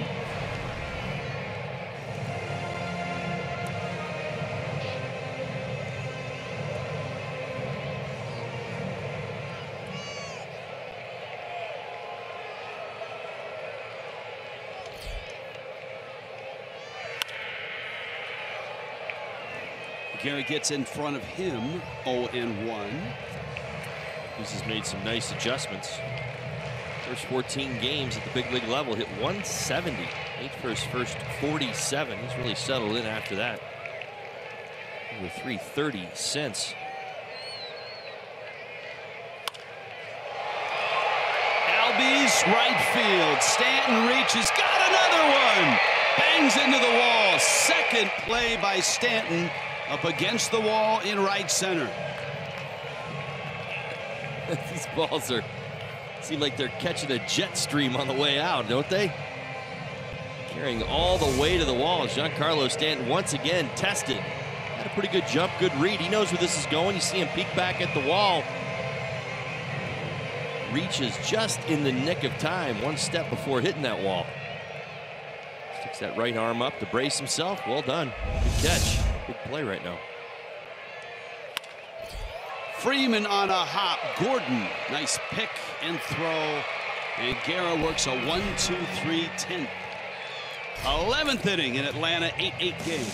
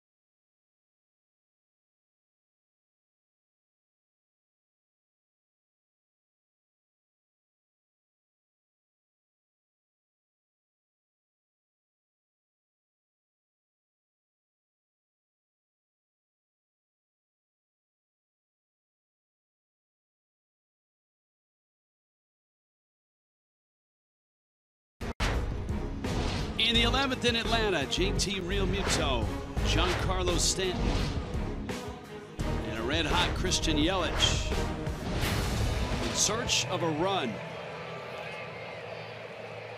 Marlins got 2 in the 9th as insurance, and it wasn't enough. The Braves scored 3 times, extra innings. Realmuto's got 3 hits. Stanton's got 2. Yelich has got 3. So, big day for the top of the order. Of course, this lineup was constructed originally to face the knuckleballer. So some guys that hadn't fared well against R.A. Dickey, some guys that did. That influenced Don Mattingly's lineup. At the knees, a strike. Well, it paid its dividends against R.A. Dickey. Vance Worley in the bullpen.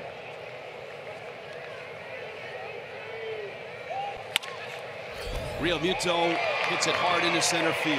That's a 4-hit day for Miami's catcher.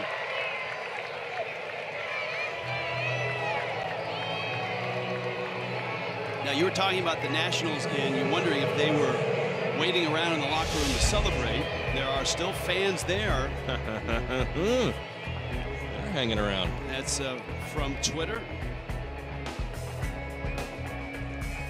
And up on the big screen, they're watching Braves and Marlins. Here's Giancarlo. Stanton. A bullet double to right center. And a breaking ball from Vizcaíno for a strike. Giancarlo, a couple of base hits, double. The other way, to the right center field, base hit through hole. A lot of times they give him on the right side. A couple of runs scored. Some nice adjustments in this ball game. His first couple of at bats against R.A. Dickey were un-Stanton-like. In very good sense. 54 home runs. Realmuto does not have a big lead at first.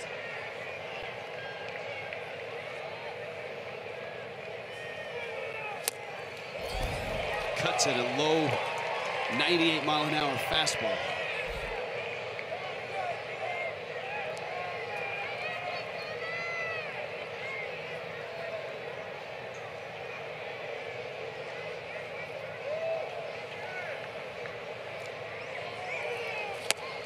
And Stanton swings and misses and strikes out.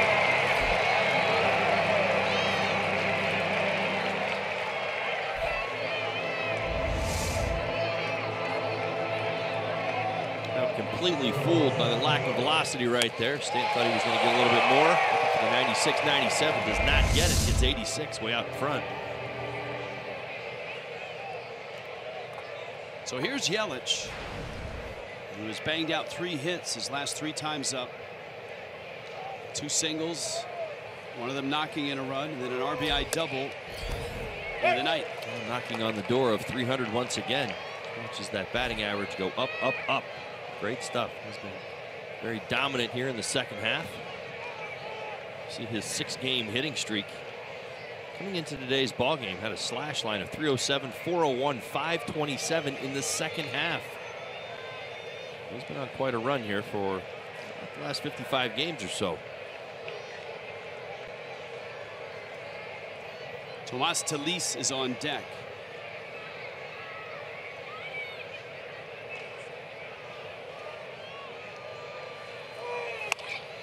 Yelich off the end of the bat. Swanson gets the out on a flip to Albies.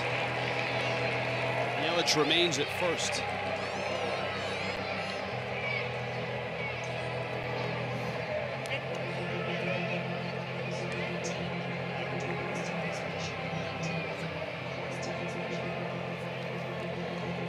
Tomas Talis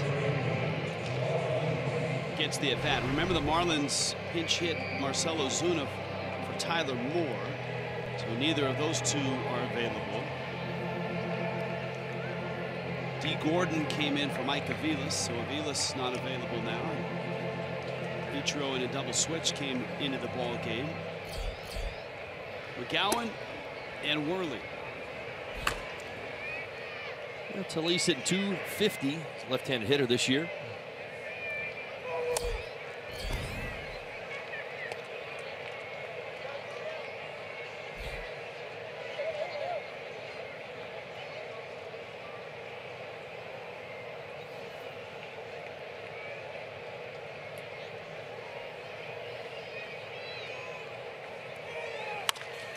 Pulls it and by a diving Freeman. Yelich racing around second.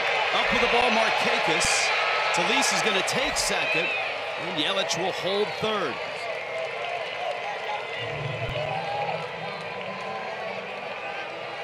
And just like that, Miami has second and third and 2 outs. Never easy to do. Talise sitting all afternoon waiting for an opportunity to get in this ball game and have some impact. Watch this swing right here. Nice, short and quick. Pulls the hands through, drives it down the right field line. Just past the diving Freddie Freeman. Markakis kind of expecting him maybe to go a little bit more towards the middle of the field. Talise able to get into second base. Intentional walk to Justin Bohr is going to load the bases. And that's going to bring up the rookie Brian Anderson.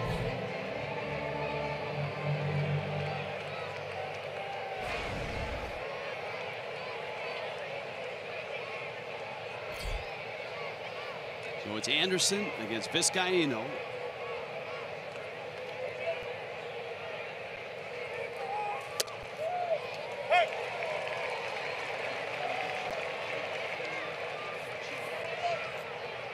Marlins will be headed to their bullpen in the bottom of the 11th.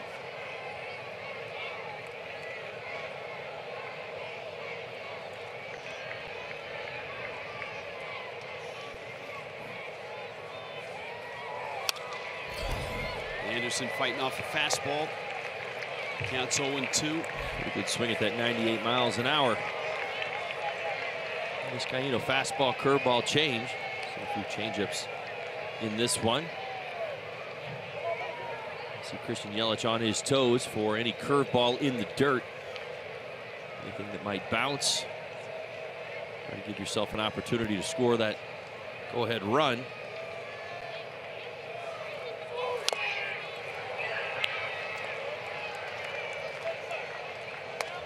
Vizcaíno got away with one right there. Anderson knows it.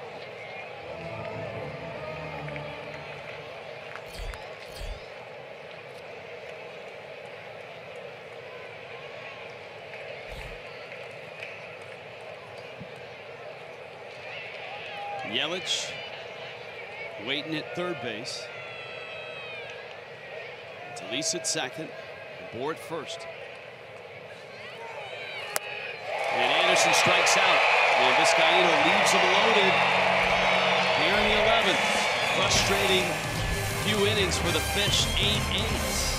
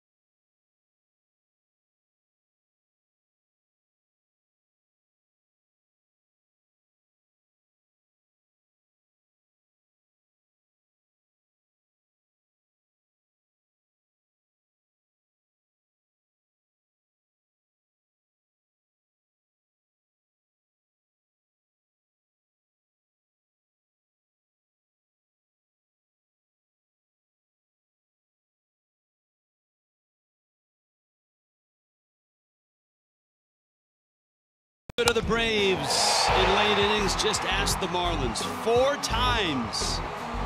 The Braves have walked off against the Fish. Brandon Phillips twice in 2 consecutive days on that Father's Day weekend. And then game 1 of this series, Kurt Suzuki knocked in 2. Last night, not nearly as dramatic, but a walk-off walk. And the team that scores more runs than any National League team from the 7th inning on, the Atlanta Braves, have a chance to do that again here in the bottom of the 11th. 8-8 Marlins and Braves. And Vance Worley is on for Miami. Nick Markakis gets the first at bat for the bottom of the 11th. In Washington, D.C., national fans still hanging around, wanting to see if the Braves can knock off the Marlins and thus clinch the East for the Nationals. Nationals beat the Phillies today. Another gem from Steven Strasburg. Vance Worley, 2-seam fastball, 4-seam fastball, cutter.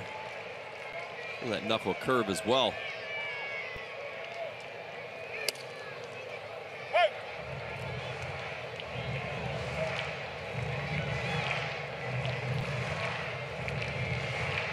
Miami shorthanded in the bullpen in this ball game. You see Markakis' career against Worley is good.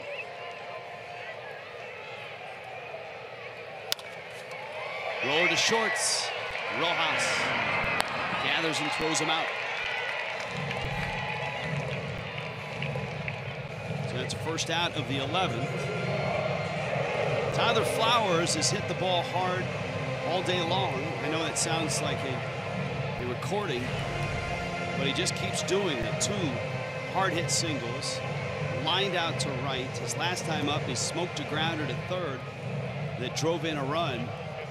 That was the big inning in this ball game for the Braves. A 3-run ninth against Harlan Garcia first and Javi Guerra second.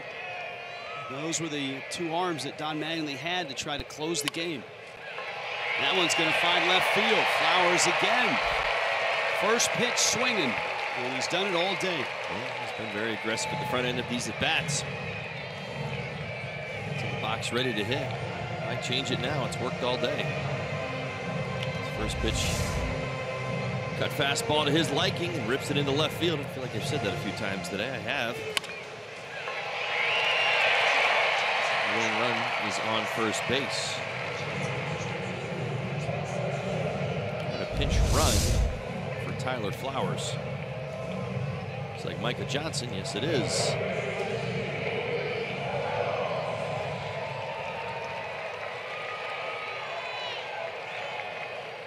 Lane Adams for his 3rd plate appearance.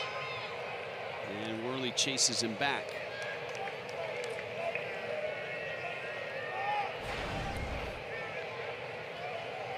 The Cardinal game is done. St. Louis 7-0 over Pittsburgh. Brewers Cubs done. 3-1 Milwaukee. Drive to left and hit deep, and that is gone. And Atlanta wins it. The Nationals clinch, and the Marlins get walked off on again. Well, back-to-back pitches out over the plate. Adams capitalizing on his opportunity. The Braves once again walk the Marlins off. Frustrating day. The Marlins had multiple leads in this one. Braves all the way back. 10-8 winners. Here in 11. 5 times this year the Braves have walked off against Miami, and they take this 4-game series 3-1.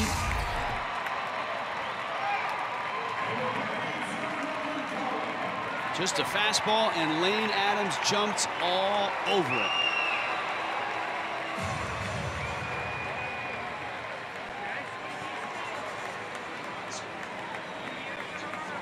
Well, in all 3 losses here in Atlanta, the Marlins had opportunities to win. Twice they had 9th-inning leads evaporate.